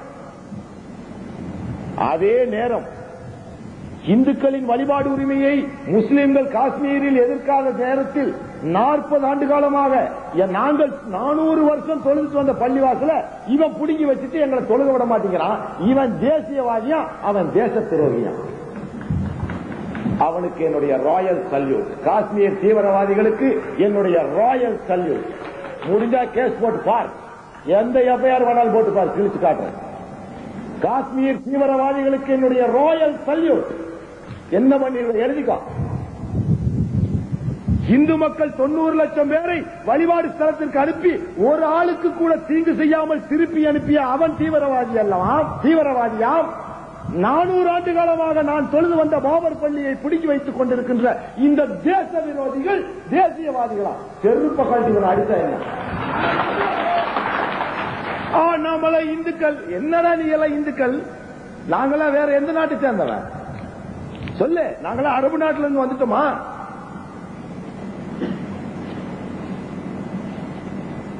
மக்களை ஏமாத்துறதுக்காக, தன்னுடைய சுயநலத்துக்காக விஷ்ணு பாப்பான்ல எல்லா பாப்பான் நமக்கு எதிரி அல்ல. சிவபக்தர்கள் நம்ம எதிரி அல்ல. அவங்க நம்மளோட ஒத்துழைக்கிறாங்க. பாரு, அசோக் சிங்கால் கூட சங்கராச்சாரியார் என்ன சொல்லிட்டான்? ஏய், நீ சைவ இந்த பிரச்சனையில தலையிடாதான். ஏன்? அவன் வைஷ்ணவன், இவன் யூ நாமோ, அவன் ஒய் நாமோ. இவனுக்குள்ள இந்த சண்டை. அட துரோகிகளா தமிழ் மக்களே! இதற்கு காரணம் நீங்கள் தான். தினமணி, தினமலர், ஆனந்த விகடன், ஜூனியர் விகடன், கல்கி, இப்படி வார மாத பத்திரிகைகள் எல்லாம் பிராமணர்களின் கட்டுப்பாட்டில் இருக்கின்றன. தினமும் எந்திரிச்சு காலையில ஹிந்து, இந்தியன் எக்ஸ்பிரஸ், தினமணி இதை வாங்குகிறவர்கள் 4 கோடி மக்கள் வாங்குகிறார்கள் தமிழகத்தில் மட்டும். எவ்வளவு? 4 கோடி மக்கள் வாங்குறாங்க. தினம் எந்திரிச்சு காலையில 2 ரூபாய் கொடுக்கிறோம். யாருக்கு? நம்மள சுரண்டி, நம்மள மதத்தாலும் பிறப்பாலும் நிறத்தாலும் கூறுபடுத்தி பிளவுபடுத்தி பாகுபடுத்தி தீண்டத்தகாதவனாக பிறப்பால் கூட இழிவுபடுத்தி நம்மளை வேசி மக்களாக தாசி மக்களாக கூறிக்கொண்டு திரிகின்ற ஒரு பிராமண கும்பலுக்கு தினமும் காலையில் 2 ரூபாய் கொடுத்து தினமலர், தினமணி, இந்தியன் எக்ஸ்பிரஸ், ஹிந்து போன்ற பத்திரிகையை வாங்குறோம். தினம் 8 கோடி ரூபாய் காலையில தமிழ்நாட்டு மக்கள் காலையில காப்பி குடிக்கிறோமோ இல்லையா தினம். மாசம் 24 கோடி ரூபாய், வருஷத்துக்கு 2400 கோடி ரூபாய் ஒரு 5 பேருக்கு கொடுக்கிறோம். அவன் கத்தாம என்ன பண்ணுவான்? நண்டு கொளுத்தா வங்கல தங்குமா? மாறா தினப்புரட்சி படி தினகரனை கூட வாங்கு, அவன் கூட லூசு போய் அவன் கூட சேர்ந்துகிட்டு இருக்கான். தொலைட்டோம். ஏன் யாரு எதிரி யாரு துரோகினே தெரியாம எந்த வகையில முஸ்லீம் மக்கள் உங்களுக்கு எதிரியா இருக்காங்க சொல்லுங்க, நான் சால்வ் பண்ணி தரேன். எந்த ஊர்ல முஸ்லீம் மக்கள் உங்களுக்கு எதிராக இருக்காங்கன்னு சொல்லுங்க, இமீடியட்டா அந்த ஊரையே காலி பண்ணி தர்றேன் நான். என்னங்க உங்களை நாங்க சுரண்டிட்டீங்கன்னா எதுக்குங்க சுரண்டணும்? ஏங்க சுரண்டணும்? அவன் பேச்ச கேட்டு நீங்க வராதீங்க. அப்படியே வந்து விட்டாலும் இஸ்லாமிய மக்களே விட்டு, நாய்க்கு இருக்கிற உணர்வு கூட உனக்கு இருக்கணும். நாய் கல்லை கொண்டு அடிச்சுச்சுன்னா அடிங்க, அது போய் கல்லை கடிக்காது, அந்த அடிச்சவனை துரத்தும். அதனால ஏதோ பிற்படுத்தப்பட்ட மக்கள் கொஞ்சம் பேர் கத்தனான கம்முன்னு இருந்து அவனை ஏறி விட்ட பாப்பான தட்டிடுவோம். அதை பத்தி கவலைப்படாது. எங்களுக்கு இங்குள்ள எந்த மக்கள் மீதும் காழ்ப்புணர்ச்சி கிடையாது. நாங்களும் சமப்படுத்தப்பட வேண்டும், எங்கள் உரிமைகளும் நிலைப்படுத்த வேண்டும், எங்களை ஒரு தேசிய இனமாக அங்கீகரிக்க வேண்டும். அந்த அங்கீகாரம் கிடைக்கும் வரை எந்தவித போராட்டத்திற்கும் தயாராகும். வேண்டுமானால் ஆயுதம் தாங்கக்கூட நாங்கள் தயங்கிட மாட்டோம். இது பாட்டாளி மக்கள் கட்சியின் கருத்தல்ல, என்னுடைய சொந்த கருத்து. ஒரு நாட்டின் தேசிய அங்கமாக கருத சுமார் 20% மக்களுக்கு இடமில்லை என்றால் அதற்காக எந்த போராட்டத்தையும் செய்ய நாங்கள் தயங்கிட மாட்டோம். அதன் பின்விளைவு என்ன வந்தாலும் பரவாயில்லை, வரப்போகிற தலைமுறையினராவது அதை உணர்ந்து விழிப்புணர்வுள்ள ஒரு மக்கள் இந்த காலகட்டத்திலே வாழ்ந்தார்கள் என்று வரலாறு சொல்லட்டும். எல்லாரையும் லூசு பயலாக்கி, ராஜீவ்காந்தி சாவல கூட எங்களை எல்லாம் லூசு பயலாக்கி கிறுக்கனாக நீங்க. நான் வளர்த்தின பிள்ளையெல்லாம் முடிச்சுட்டு போனேன். என்கிட்ட ஒரு இளங்கக்காரோட பிள்ளைய கொண்டு விட்டார் ஒருத்தர். பாபா, இது அந்த ஊர்ல நாட்டு நிலைமை சரியில்லை, கொஞ்சம் படிக்க வைங்க. ஒரு 10 வயசு புள்ள, 9 வயசுல எனக்கு வந்துச்சு. சரி, தமிழ் பெண், அது என்னிடம் கொடுக்கப்பட்ட அடமான பொருள், அதை நான் பத்திரமா வச்சிருக்கணும். ஏன்னா நபிநாயகம் அப்படி நடந்து காமிச்சாங்க. அவங்கள்ட்ட கொடுத்த பொருளை எத்தனை வருஷம் கழிச்சு திருப்பி கொடுத்தாங்க. அதுக்கு தான் அவருக்கு பேரு அல்-அமீன், நம்பிக்கையாளர் என்ற பெயர். கொடுத்த வாக்கை மாறாது நடந்து காட்டியதனால் தான் நபிநாயகத்தின் புகழ் இன்று 200 கோடி இஸ்லாமிய மக்களும் அவரை புகழ்ந்து கொண்டிருக்கிறோம். அதேபடிதான் நாம் நடக்க வேண்டும். நம்மளை நம்பி ஒரு பொருளை கொடுத்தாங்களா, செத்தாலும் நம்ம பிணம் போனதுக்கு அப்புறம் தான் அந்த பொருள் போகணுமே தவிர அந்த பொருள் போயிடக்கூடாது. இது முஸ்லிம்களுக்கு சொல்லிக் கொடுக்கப்படுகின்ற பாலப்பாடம். அதன் அடிப்படையில் அந்த சிறு பெண்ணை என்னிடம் அமானத்தாக, அடமானமாக, அதாவது அடைக்கலமாக கொடுத்தார்கள். அடமானமாக அல்ல, அடைக்கலமாக கொடுத்தார்கள். ஏன்னா 10 வயசு தமிழ் பெண்ணை கண்டா சிங்களவன் சுற்றுவான், சிங்கள பெண்ணை கண்டா தமிழை சுற்றுவான். அதுக்கு பிறக்கிறது 10 தமிழனையோ சிங்களனையோ சுடுங்கிற ஒரு கொள்கையினால அங்க வைக்கிறது யாழ்ப்பாணத்துல வசதி இல்லைன்னு ஒரு 13 ஆண்டுகளுக்கு முன்னால் என்கிட்ட கொடுத்தாங்க. நான் கொண்டு போய் எங்க ஊர்ல படிக்க வச்சுட்டு இருந்தேன். இதுக்கிடையில இலங்கை பிரச்சனை தீவிரம் அடைஞ்சு பல பிரச்சனைகள் ஆகி இன்னைக்கு யாரு எங்க இருக்காங்கன்னு தெரியாத நிலைமையில அவங்க தாய் தகவ பண்ணி என்னால கண்டுபிடிக்க முடியல. நான் கொண்டு வந்து திருச்சி சட்டக்கல்லூரியில படிக்க வச்சுட்டு இருந்தேன். ஒரு சட்டக்கல்லூரியில செகண்ட் இயர் படிச்சுட்டு இருந்துச்சு. இந்த ராஜீவ்காந்தி சாகும்போது நான் தாம்பரத்தில் இருக்கேன். நோட்ஸ் எழுதி வச்சாங்க போலீஸ். ஒரு விஐபியை ஷூட் பண்ணிட்டாங்க, சீக்கிரம் மீட்டிங்க முடிங்க, நாங்க மென்ன வித்ரா பண்ணுவோம். உடனே நான் பப்ளிக்ல அனௌன்ஸ் பண்ணா என்ன மாதிரி ஏதாவது ஆயிடும்னு சோப்பில் வச்சு கீழே கேட்டா ராஜீவ்காந்தி சுட்டாங்க. உடனே எல்லாரும் போன மாதிரி ஆஸ்பத்திரிக்கு போய் ஒரு மாலையை வச்சு போட்டு, வெறும் காலு தான் இருந்துச்சு, மாலையை வச்சு போட்டு நேரா டாக்டர் ராம்தாஸ் வந்துட்டேன். அங்க உட்காந்துட்டு இருக்கிறேன். அதுக்குள்ள ராஜீவ்காந்தி எரிச்சிட்டானுங்க பணத்தை. முடிச்சு நாங்க மெட்ராஸ்ல வந்து ஒரு 7 நாள் எல்லா கூட்டத்தையும் ரத்து செஞ்சுட்டு மறுபடியும் ப்ரோக்ராம் போடலான்னு பாட்டாளி மக்கள் கட்சி ஆபீஸ்ல உட்காந்து ப்ரோக்ராம் எல்லாம் ஸ்டார்ட் பண்ணிட்டு வழக்கமா தங்குற ஸ்ரீலங்கா ஹோட்டலுக்கு போய் தங்குறேன். அவன் டைரக்டர், அவன் சிபிஐ டைரக்டர் எல்லாம் ரவுண்ட் பண்ணான். அதுக்குள்ள மாலை முரசுல திருச்சி சட்டக்கல்லூரி மாணவி கைதுன்னு போட்டான். என்னடான்னு பார்த்தா நான் வளர்த்துற புள்ள. அடப்பாவி பயலுங்களா, என்னடா இது ஆட்டை கடிச்சு மாட்டை கடிச்சு எங்க நம்மள சுத்திட்டாங்கன்னு நான் உடனே டாக்டர் ராம்தாஸ் போன் பண்ணி டாக்டர் சீக்கிரம் வாங்கன்னு தீரன்லாம் வர சொல்லி உட்காந்து டிஸ்கஸ் பண்ணி இவெல்லாம் வந்துட்டான்.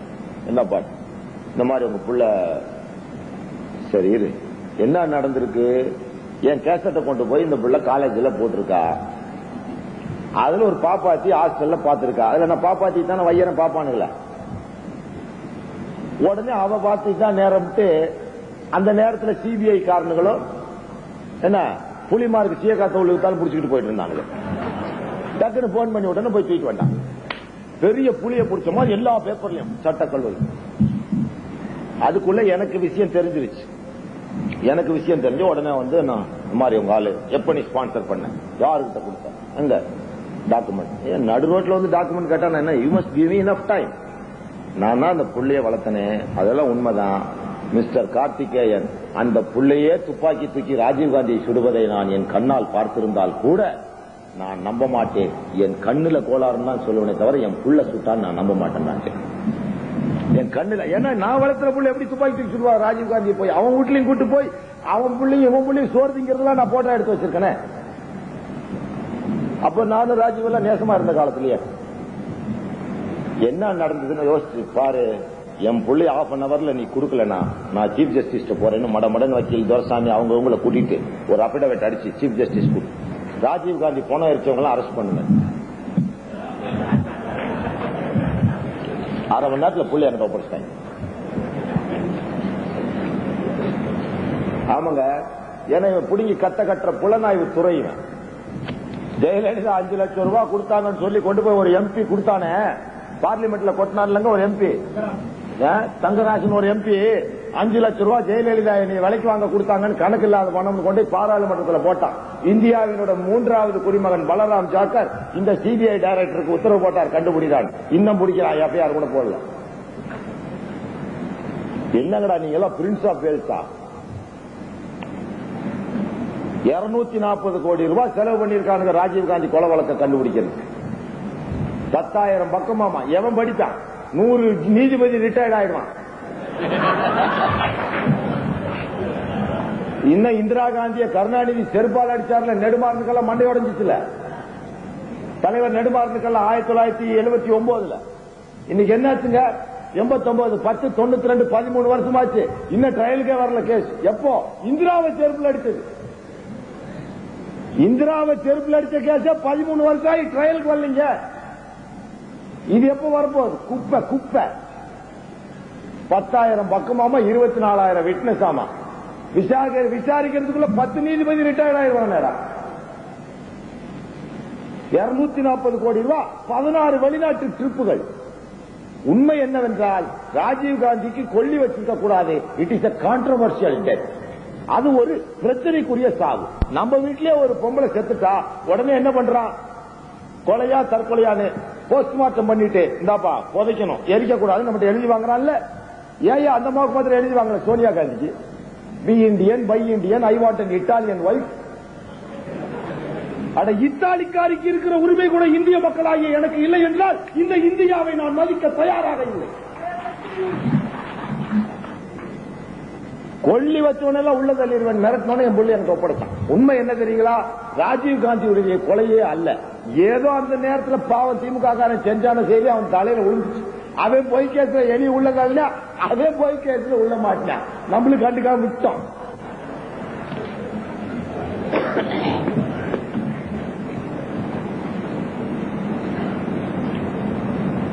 இந்த பாட்டிலுக்குள்ள குண்டு வச்சீங்கன்னு வைங்க, இந்த பாட்டில் பட்டாசு வைங்க, இன்னொரு காலி பாட்டில் பக்கத்தில் நிறுத்துங்க.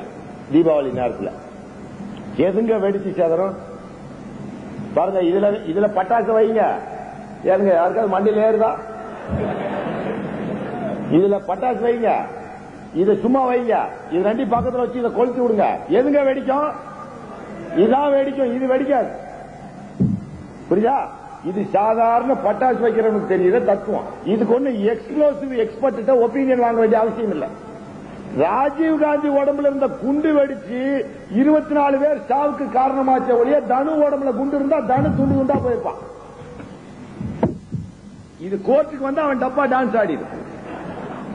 அதுக்குள்ள நம்மள ஈழ புலிகள் வந்தா இடுப்புல குண்ட கட்டினா குனிஞ்சா சுவிட்ச போட்டா டம்முன்னு வெடிச்சுச்சாமா. எவன்டா பாத்தீங்க? எல்லா பயிலும் டிவியில முதல் நாளே உளறிட்டீங்க. ராஜீவ் செத்தன்னிக்க ஜெயந்தி நடராஜ ஓண்டு அழுகுறா. டம்முன்னு சத்தம் கடிச்சு அண்ணாந்து பார்த்தாலாமா, கருப்பு புகை தெரிஞ்சான். மரகதன் சந்திரசேகரன் டம்முன்னு வெடிச்சு அண்ணாந்து பார்த்தாலாமா, மேல கருப்பு புகை. திண்டிவன ராமமூர்த்தி டம்முன்னு வெடிச்சாமா, அண்ணாந்து பார்த்தாலாமா. மூப்பனார் டம்முன்னு வெடிச்சாமா, அண்ணாந்து பார்த்தாலாமா. எல்லாம் அண்ணாந்து பார்த்துட்டான். எவனும் ஐ விட்னஸ் கிடையாது, ஆகாய விட்னஸ் தான். மயிரில ஜெயிக்கும் கேஸ். அல்லாட்டு வீடியோ பண்ணி எடுத்து வச்சிருக்கான். அண்ணாந்தாட பாத்தீங்க, அவனால அண்டர்ல குடிச்சா பாத்தீங்க, அவன் சுவிட்ச் போடுற கிராஸ் எக்ஸாம்ல காலி ஆயிடலாம். என்ன நடந்ததுன்னா, சர்மா என்ற ஒரு கமிஷனை போட்டார்கள்.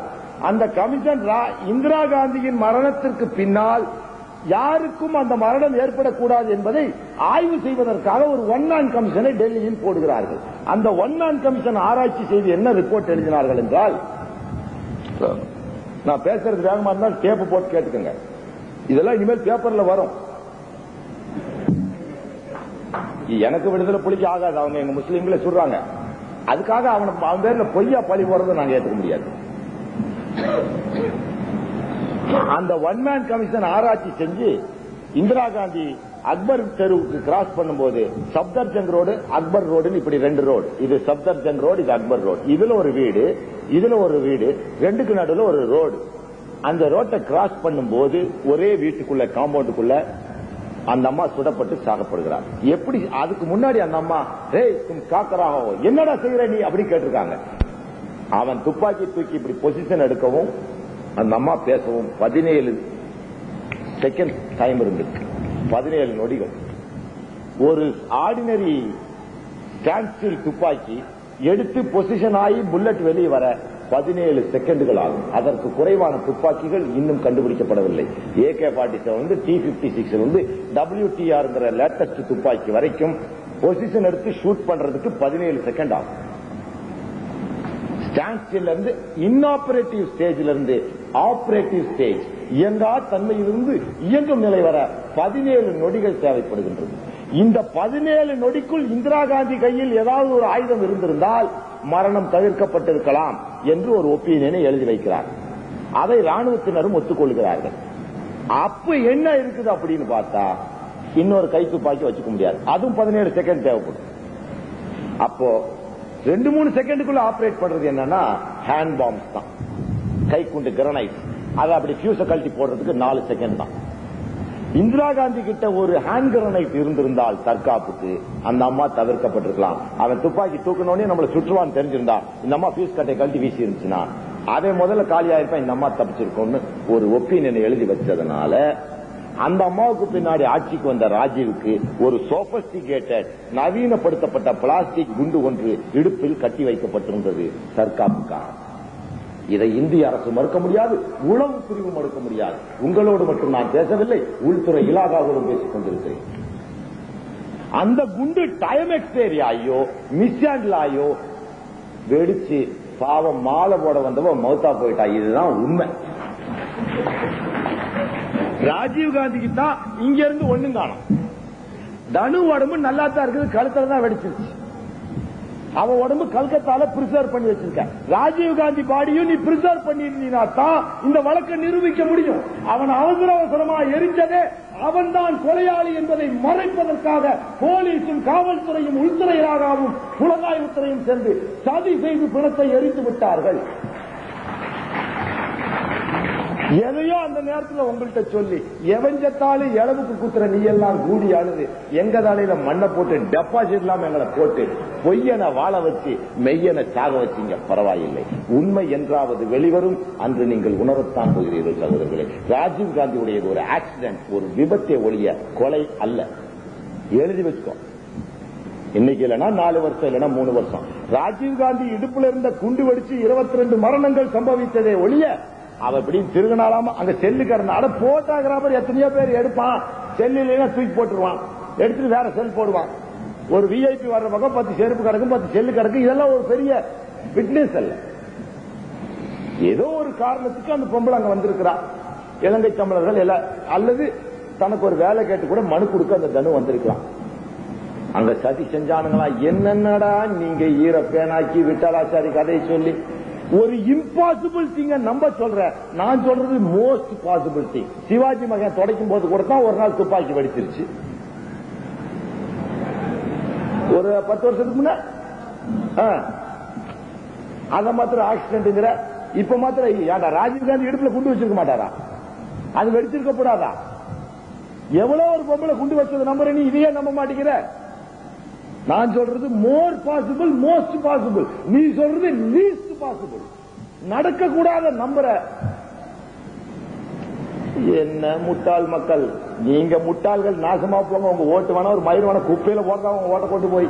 என்ன நாங்க ஒண்ணும் ஓட்டு பொறுக்கிக்கல, உங்க ஓட்டே தேவையில்லை. அட முட்டாளா இருக்காத, முடிச்சுக்கடான்னு சொல்றோம். நாசமா தான் போக பந்தயம் கட்டிட்டு கட்டு போறவன நாங்க என்ன பண்ண முடியும்? பந்தயம் கட்டிட்டு கட்டு போறவன ஒண்ணும் பண்ண முடியாது. எங்கள்கிட்ட பேச செருப்பாவது அடிப்போம். அவ்வளவுதான் எங்களுக்கு தெரிஞ்ச உண்மை. அது கூட புனிதமானது. செருப்பு பாரதத்தையே 14 வருஷம் ஆண்டது.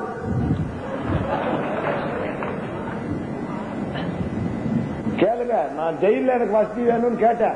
வசதி தர முடியாதுன்னு எழுதினார் கருணாநிதி. என்ன சார், இவர் தான் அந்த காயத்தை வாங்கிட்டு வந்து என்கிட்ட கொடுத்தார். உங்களுக்கு வசதி தர முடியாதுன்றார். அப்படியா சொல்லிட்ட வெளியே வரடாரு.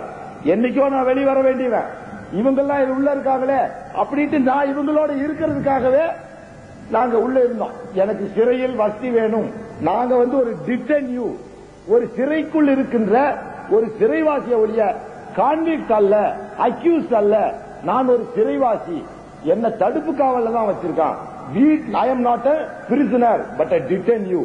அப்படி சுப்ரீம் கோர்ட்டுக்கு எழுதணும். சுப்ரீம் கோர்ட்ல இருந்து ஆர்டர் போட்டாங்க, பழனி பாபாவுக்கு வேணுங்கிற வசதி செஞ்சு கொடுங்க.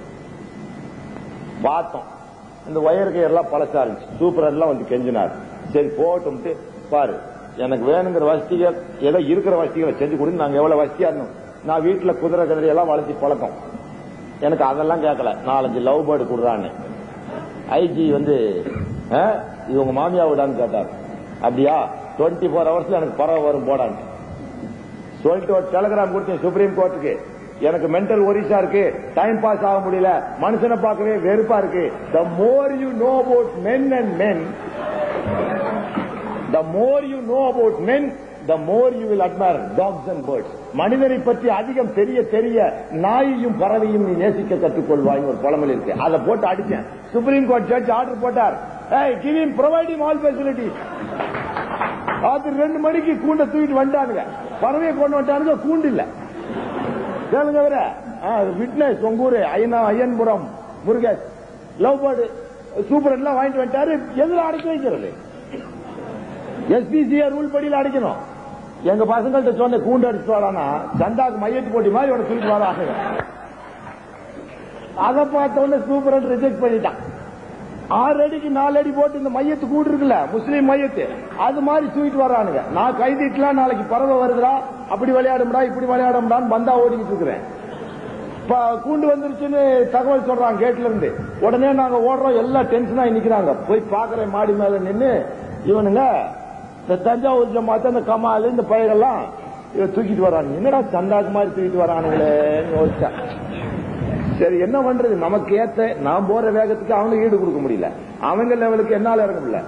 உடனே பார்த்தான், பார்த்துட்டு என்ன சொல்லி போட்டான், இந்த கூடு ரொம்ப 6 அடி இருக்கு, இது செவுத்து மேல வச்சு எவன் வேணா ஏறி போலாம். ரிஜெக்ட் பண்ணிட்டான். அப்ப அதை எடுத்து கோர்ட்டு போக முடியாதுல. சரி சின்ன கூண்டுல 2 நாள் வச்சிருந்து எனக்கு தெரிஞ்ச ஒரு டாக்டர் அம்மா ஒருத்தர் இருக்காரு, அந்த அம்மாட்ட நைஸா பேசி கீசி ஒரு செட்டப் பண்ணி, அம்மா நீங்க வெளியே போனீங்கன்னா எஸ்பிசிஏன்னு ஒன்னு இருக்கு, society for prevention of cruelty of animals. அவங்க ஒரு ரூல் வச்சிருக்காங்க, எல்லா பறவைகளையும் நீங்க கூண்டுல அடைச்சு வைக்க கூடாது. கிளிய கூட நீங்க வைக்கிறது தப்பு. லவ் பேர்ட்ஸ் மாத்திரம் கூண்டுல அடைச்சு வைக்கலாம். ஏன்னா அந்த லவ் பேர்ட்ஸ் மட்டும் கூண்டிலே பிறந்து கூண்டிலே வளர்ந்தது. வெளியே போனா காக்காய்ங்க அடிச்சு கொண்டுடுவாங்க. அதை 3 அடிக்கு 2 அடி கூண்டுல தான் நீங்க வைக்கணும்னு ஸ்பெசிபிகேஷன் வச்சிருக்காங்க. நீங்க போய் ஸ்பெசிபிகேஷன் இல்லாம ஜெயிலுக்குள்ள கூண்டு வச்சு குருவி வளர்த்துறான்னு ஒரு தந்தியை கொடுத்துருங்கன்ட்டு அந்த அம்மா கொடுத்துருச்சு. வந்தான் பாருங்க எஸ்பிசிஏ காரன், அவன் வாரண்ட்டுக்கு சூப்பரன் தொறையா ஜெயிலன்ட்டான். சூப்பரன் மண்டை காஞ்சார். என்ன பண்ணுவார், ஜெயில திறந்து அதை பண்ணி இதை பண்ணி யாரு யாரு பேர்டு வச்சிருக்கா அப்படி இப்படி என்ன உடனே என்னை கூப்பிட்டு விட்டாங்க. பேர்டு எல்லாம் நல்லா தான் இருக்குன்னு சொல்லிருங்க பாவா, இல்லாட்டி என்னோட வேலையே போயிடும். ஏன்னா ignorance of law no excuse. ஒரு ஜெயிலுக்கே சூப்பரண்டு உனக்கு எஸ்பிசிஏ ரூல் தெரியாதான்னு சுப்ரீம் கோர்ட் பறவை வளர்த்த சொல்லிட்டா. இவன் என்னடா 3 உடனே ஒரு ஆசாரி வச்சு கூண்டு அடிச்சோம். அடிச்சு அழகா வச்சுக்கிட்டோம். தினம் காத்தால அந்த கூண்டுக்கு அது பூனை ஜெயிலுக்குள்ள பூனை பிடிக்க ஆரம்பிச்சிருச்சு. உடனே பூனையை கொல்ல முடியாத, ஜெயிலுக்குள்ளதான் பூனை வளர்த்த உத்தரவு போட்டிருக்கான மத்திய அரசு. பூனைக்கு தனியா பால் படி. பூனை இருக்கிறதுனால அங்க இருக்கிற துணிகளை கடிக்காம அரசாங்கத்துக்கு நிறைய பணம் மிச்சம். அதனால ஜெயிலுக்குள்ள பூனை வளர்த்த உத்தரவு பார்த்தோம். டெய்லி 2 கான்ஸ்டபிள் போட்டோம் காவலுக்கு. அதுல கடுப்படுத்த கான்ஸ்டபிள் ஒரு நாள் ஒரு பறவையை திறந்து விட்டான். உடனே பூட்டு கேட்டு சாவி கேட்டு வாங்கி பூட்டு போட்டோம். தினம் 2 பேர் நாங்க சினிமாவுக்கு போகும்போது அந்த 2 பேர் தூக்கிக்குவானுங்க. எங்களோட பஸ் ஜாலியா சுத்தணும். ஜெயில தூக்கம் வரலையா உடனே கூப்பிடுவான். சார் செருப்பு சத்தம் கேட்குது, கழுத்து பூடிச்ச பூரா வெறுங்கால நட. இந்த RSS காரங்க அங்க வந்தானுங்க. முருகேசன் தான் போய் அப்செக்ட் பண்ணி போட்டாரு. தின காலில் இருந்துச்சு ஜெயராம் ஸ்ரீராம் எனக்கு தூக்கம் கெடுக்கிறாரு. தட்டி கம்முன்னு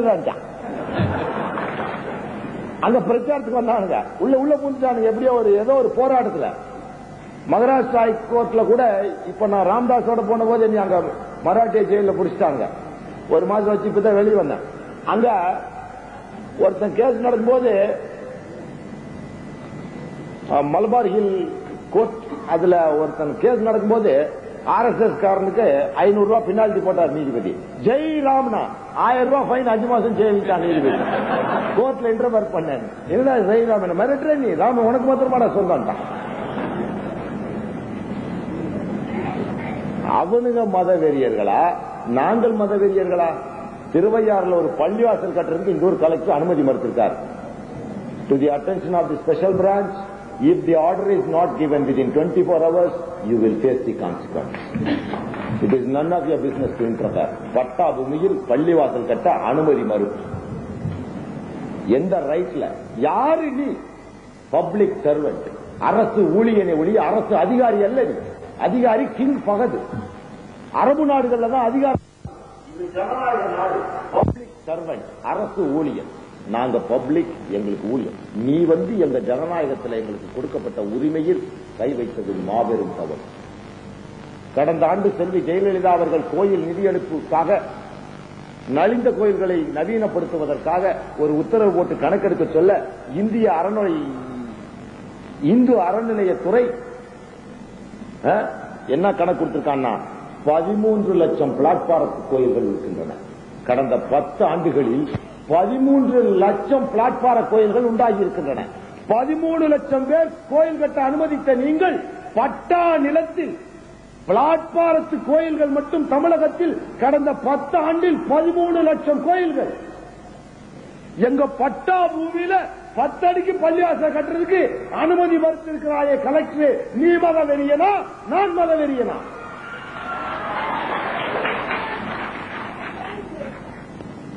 ஒரு மாசம் டைம்.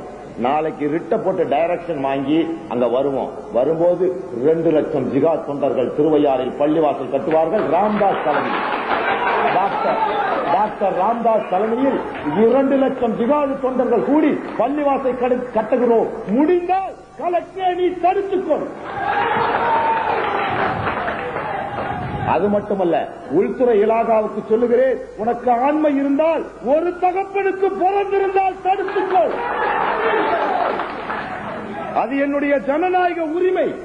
எந்த கோயிலாவது கட்டுவதற்கு நாங்கள் தடுத்திருந்தால் நீங்கள் எங்களை செருப்ப கழட்டி அடியுங்கள். எந்த 13 லட்சம் கோயில்களை கட்ட சகித்ததன் விளைவு இன்று நாங்கள் கட்டப்பட வேண்டிய பள்ளிவாசலையே கட்ட முடியாமல் இருப்பதற்கு காரணம் எங்களை கோழைகள் என்று நினைத்து விட்டீர்கள். நாங்கள் பணிந்து போனதை குனிந்து போனதாக தவறாக அரசு கருதியதன் விளைவு இன்றைய நாங்கள் மிக மிக கேவலப்படுத்தப்பட்டு அடிப்படை ஜீவாதார உரிமைகளே பறிக்கப்பட்டு அடிமைகளாக ஒதுக்கப்பட்டு நசுக்கப்பட்டு வாழுகின்ற நிலைமைக்கு அரசாங்கம் தள்ளிவிட்டது. அந்த நிலை மாற்றப்பட வேண்டுமானால் இங்குள்ள இஸ்லாமியர்களும் வன்னியர்களும் ஏனைய பிற்படுத்தப்பட்ட ஜாதிகளும் ஒன்றாக இணைந்து ஓரணியில் திரண்டு நில்லுங்கள். பார்ப்பனர்கள் மட்டும் வாழ நம்ம இந்து முஸ்லிம்கிறான். அப்படி ஒரு நிலைமை இந்துக்கு ஆபத்துனா எங்கள்கிட்ட சொல்லுங்க, நாங்க விட்டு கொடுத்துறோம். எங்களால உங்களுக்கு ஒரு பிரச்சனைன்னு எந்த ஜாதி சங்கம் வந்து உங்க ஊர்ல உள்ள கிளையில் உள்ள ஜிகாத் கமிட்டி சொல்லு, பாட்டாளி மக்கள் கட்சியில் சொல்லு, நாங்க விட்டு தர தயாராக இருக்கிறோம், பார்ப்பனனை தவிர. பாப்பா இந்தியாவில் இருக்கவே கூடாது என்பதுதான் ஜிகாத் கமிட்டி கொள்கையும் பாட்டாளி மக்கள் கட்சியின் கொள்கையும். ஆரியன்ஸ் குயிட் இந்தியா, இந்தியாவை விட்டு ஆரியர்களை வெளியேறுங்கள் என்பதுதான் பாட்டாளி மக்கள் கட்சி போட்ட தீர்மானம். அதே தீர்மானத்தை தான் ஜிகாத் கமிட்டியும் ஏற்றுக்கொள்கிறது. அதே நேரம் முருகேசன் சார் வந்து அந்த பள்ளியாசல கட்ட வேணாம்னு சொல்லட்டும், நாங்க விட்டுறோம். அல்ல நம்ம மாவட்ட செயலாளர் சொல்லட்டும், நாங்க வேற இடத்துக்கு போயிடுறோம்.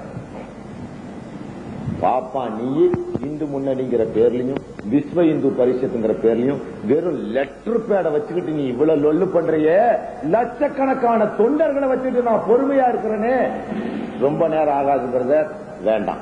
உன் வேலையை நீ பார். அந்த ஊர்ல நீ எத்தனையோ கோயில் கட்டியிருக்க, நாங்க கெடுத்திருக்கோமா தடுத்திருக்கோமா?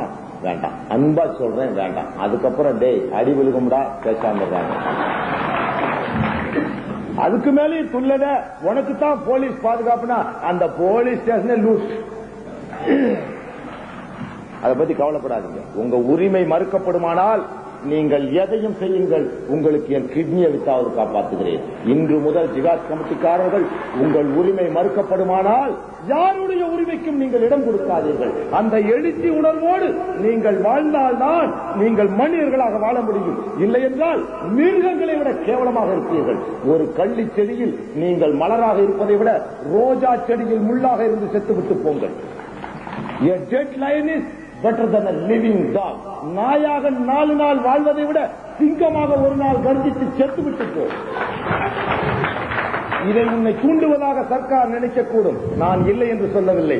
தூண்டப்பட வேண்டியவர்கள் தூண்டத்தான் செய்வேன். தூண்டுவது என்னுடைய ஜனநாயக உரிமை. தூண்டுவதற்கு தூக்குதான் தண்டனை என்றால் தொங்கட்டும் உன் கயிறு, அதில் என் பிணமும் சேர்ந்து தொங்கட்டும். எனக்கு உரிமை கொடுக்கணும். பார், ஜனாதிபதி வெங்கட்ராமன் சங்கராச்சாரியாரை பார்க்க போனார். 1980 இருந்து 92 முடிய 12 ஆண்டு காலத்தில் 240 கோடி ரூபாயை இந்த சங்கராச்சாரியார் என்ற அன்கான்ஸ்டிடியூஷனல் அன்லாஃபுல் மேனை பார்ப்பதற்கு இந்திய ஜனநாயகத்தை ஒரு அங்கமாக கருதாதவன் அந்த சங்கராச்சாரியார். இந்தியாவில் தீண்டாமையை கடைபிடிப்பவன் அந்த சங்கராச்சாரியார். இந்தியாவில் என்றுமே ஓட்டு போடாதவன் அந்த சங்கராச்சாரியார். சதி இந்தியாவுக்கு தேவை என்று சொன்னவன் அந்த சங்கராச்சாரியார். இந்தியா ஜனநாயகத்தை மதிக்காதவன். வெள்ளைக்காரர்களுடைய காலத்திலே பிரிட்டிஷ் ஏகாதிபத்தியத்தின் கைகூலி அந்த சங்கராச்சாரியார். அவனை பார்ப்பதற்காக இந்திய ஜனாதிபதி 240 கோடி ரூபாயை வீணாக்கி இருக்கிறார். தனி விமானம் மூலமாகவும் ஹெலிகாப்டர் மூலமாகவும் பாதுகாப்பு செலவு 50 கோடி ரூபாய் நஷ்டம் ஏற்படுகிறது என்பதற்காக தமிழகத்தில் உள்ள 6 கோடி விவசாயிகளின் இலவச மின்சாரத்தை ரத்து செய்தது தமிழக அரசு. 50 கோடி ரூபாய் நஷ்டம் ஏற்படுவதற்காக 240 கோடி ரூபாயை ஒரு தனி மனித சாமியாரை பார்க்க நேபாளத்துக்காரியை கூட்டிக் கொண்டு ஓடி சென்ற ஒரு ஓடுகாலியை பார்ப்பதற்காக 240 கோடி ரூபாய் என் வரிப்பணத்தையும் இந்திய அரசு செலவு செய்தது என்ன நியாயம் என்று கேட்டு சங்கராச்சாரியாருக்கு சென்று சந்தித்தது சட்டவிரோதம் என்று நான் சொல்லவில்லை. அதற்கு அரசு இயந்திரத்தை பயன்படுத்தியது தவறு என்று சொல்லி சென்னை உயர்நீதிமன்றத்திலே ரிட் மனு தாக்கல் செய்து அது உச்சநீதிமன்றம் சென்று இன்று அதன் விளைவு நம்ம ஜனாதிபதி பென்ஷன் கூட வாங்க முடியல. அது அப்படியே பேப்பர்காரன் மறைச்சான். தினகரன்காரனும் தமிழன் பத்திரிகைக்காரனும் துளியோண்டு போட்டு விட்டான். இப்ப அவர் வரும்போது கையெழுத்து போட்டு பென்ஷன் வாங்கல. இப்ப அவர் 10,000 ரூபாய் பென்ஷன் வராது. இன்ட்ரீம் ஸ்டே கொடுத்தான். ஆடிட்டர் ஜெனரல் அக்கௌண்ட் ஜெனரல் போட்டு பாத்தியா போட்டு வாங்கிட்டேன். அப்புறம் நேரா போனேன் கமிஷனர் சார் இந்தாங்க எங்க துப்பாக்கி எல்லாம், எங்களுக்கு இதெல்லாம் வேணாம் சார். சரி சரி எல்லாம் கையெழுத்து போட்டு வாங்கியாச்சு. கண்ணறி கழிச்சாச்சு, ஹேண்ட் ஓவர் பண்ணியாச்சு. அப்புறம் ஒரு பெட்டிஷனை கொடுத்தேன். சார் இந்தாங்க என்ன இருந்தார், இது எனக்கு AK-47 வேணும்.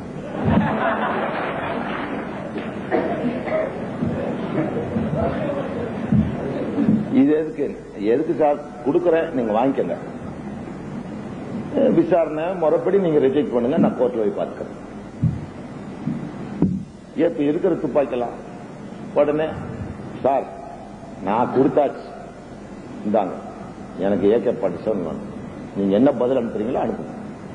உடனே உள்துறை இலாகால இருந்து 2 பேர், டிட்டாச்மெண்ட்ல இருந்து 2 பேர், எல்லாம் விசாரணை. உங்களுக்கு நீங்கள் அப்ளை செய்த துப்பாக்கி லைசன்ஸ்க்காக விசாரிக்கப்படுகிறது. துணை ஆணையர் அலுவலகத்துக்கு 5ஆம் தேதி வர வேண்டும். நான் போனேன். AK-47 கேட்டீங்களாமா? ஆமா. எதுக்கு? எனக்கு இந்து முன்னணிக்காரர்களாலும் RSS காரர்களாலும் விஸ்வ இந்து பரிஷத்காரர்களாலும் என் உயிருக்கு ஆபத்துன்னு பலமுறை நீங்களே சொல்லி என்னை உள்ள தள்ளியிருக்கீங்க. பாதுகாப்பு சட்டங்களை கைது பண்ணிருக்கீங்க. அவனுங்களும் எனக்கு மிரட்டல் கடிதம்லாம் எழுதியிருக்கானுங்க. இந்தாங்க எந்த நிமிஷமே உயிர். அதுக்கு நீ வச்சிருந்த துப்பாக்கி அதெல்லாம் செல்லாதுன்னு நீ தாங்க சொல்லிட்ட. இப்ப இருக்கிற துப்பாக்கி இந்த வெபிலியன் ஸ்காட் இன்ஸ்பெக்டர்லாம் வச்சிருக்காருல, இது வெபிலியன் ஸ்காட், இதெல்லாம் தீவிரவாதிகளை ஒடுக்க பயன்படாது. நவீனப்படுத்தணும்னு மத்திய அரசு 60 கோடி ரூபாய் வாங்கி நவீனப்படுத்தி ஆட்டோமேட்டிக் ரைபிள் வச்ச. அப்போ பப்ளிக் சர்வெண்ட் நீயே, எனக்கு வந்த வேலைக்காரன் நீயே நவீனப்படுத்தின துப்பாக்கி, நான் நாட்டு துப்பாக்கியா? அடே எனக்கு இது ஆகாது. கமிஷனரே சொல்லிட்டாரு இதெல்லாம் குப்பைகள், 303 எல்லாம் குப்பைகள், 12 போர் கன் எல்லாம் குப்பைகள். கமிஷனரே நீங்களே ஒரு போலீஸ் கமிஷனை போட்டு மத்திய அரசு சொல்லி மத்திய அரசு ஒத்துக்கிட்டு உங்களுக்கு 100 கோடி ரூபாய் சாங்ஷன் பண்ணிருக்குது. இப்ப என்னமோ நவீனப்படுத்துறீங்க. நீங்க எல்லாம் நவீன துப்பாக்கி வச்சுக்கணும், நான் நாட்டு துப்பாக்கியும் பழைய காலத்து துப்பு சுல்தான் ஹைதர் அலி காலத்துலயும் வச்சுக்கணும். அப்படி என்ன உங்க அம்மா வாயில பெற்றா, எங்க அம்மா சாதாரணமா பெற்றா? ஐயா எனக்கு வேண்டாம் இந்த பிரச்சனை. குடி ஜெயலலிதாவுக்கு ஏன் நான் உங்களுக்கு போலீஸ் பாதுகாப்பு? போலீஸ ஜெயலலிதாவே நம்பாம தானையா வடநாட்டுல இருந்து பிளாக் கேட்டை கொண்டு வந்து வச்சிருக்குது. போலீஸ் துறை அமைச்சராக இருக்கின்ற ஜெயலலிதாவே போலீஸை நம்பவில்லை, பிளாக் கேட்டை கொண்டு வந்து வச்சிருக்குது. நீ இனி போய் நம்ப சொன்னா ராவுத்திர கொக்கா பிறந்த குதிரைக்கு எங்கிட்ட கோதுமல்ல. சங்கராச்சாரியாருக்கு பாதுகாப்பு கொடுப்பவன் 2 பேரு மிஷின் கண்ணோட இருக்கான். என்னடா நாட்டுல இந்த மக்களுக்கு ராவும் பகலும் உழைக்கிற எனக்கு உரிமை இல்லையா? நாட்டு மக்களோட வரி பணத்தை சுரண்டி திங்கிற சங்கராச்சாரியாருக்கு நவீன துப்பாக்கி. இந்த நாட்டுல நான் பிறந்தனா அவன் பிறந்தனா எல்லாருக்கும் சமமா இல்லையா? அதை சொல்லுங்க. சந்தியாவுலையும் சாக்கடையில பிறந்தவனும் சமமா இல்லையா? சட்டத்தின் முன் ரூல் ஆஃப் லா இருக்கா இல்லையான்னு தெரியும். அதுக்காக சுப்ரீம் கோர்ட் கூட போறேன். இப்ப யோசிச்சுட்டு கஸ்டம்ஸ்ல போய் எழுதி வாங்கிட்டு வாங்க. யோ நாட்டு வைத்தியம் பாக்குறவன் நாட்டு வைத்தியம் பாரு. மாட்டு ஆஸ்பத்திரி டாக்டர் மாட்டுக்கு தான் வைத்தியம் சொல்லணும், மனுஷனுக்கு சொன்னா குற்றம். நீ போலீஸ் கமிஷனர் லைசன்ஸ் கொடுக்க முடியுமா முடியாதா அதை சொல்லு. கஸ்டம்ஸ் அதை நான் பாத்துக்கிறேன். அப்படி போட்டு இப்ப தகராறுல இருக்குது. அதே மாதிரி ரிட்டுக்கு போயிடும். போனா எனக்கு சத்தியமா ஆர்டர் கிடைச்சிடும். அடுத்த முறை தஞ்சாவூருக்கு AK-47 துப்பாக்கியோடு வந்து காட்டு பாரு. அதை நான் வாங்காம விட மாட்டேன். எனக்கு பாதுகாப்பு கொடு. ஏன் இந்தியால சந்தியா புள்ளியும் சங்கராச்சாரியார் பிள்ளைகளும் தான் நல்லா இருக்கணுமா? நாங்கெல்லாம் நல்லா இருக்கக்கூடாதா? எங்களுக்கு சமமா இருக்கணும்னு போட்டிருக்கேன். பாருங்க அடுத்த முறை தஞ்சைக்கு வரும்பொழுது AK-47 லைசன்ஸ் துப்பாக்கியோடு வந்து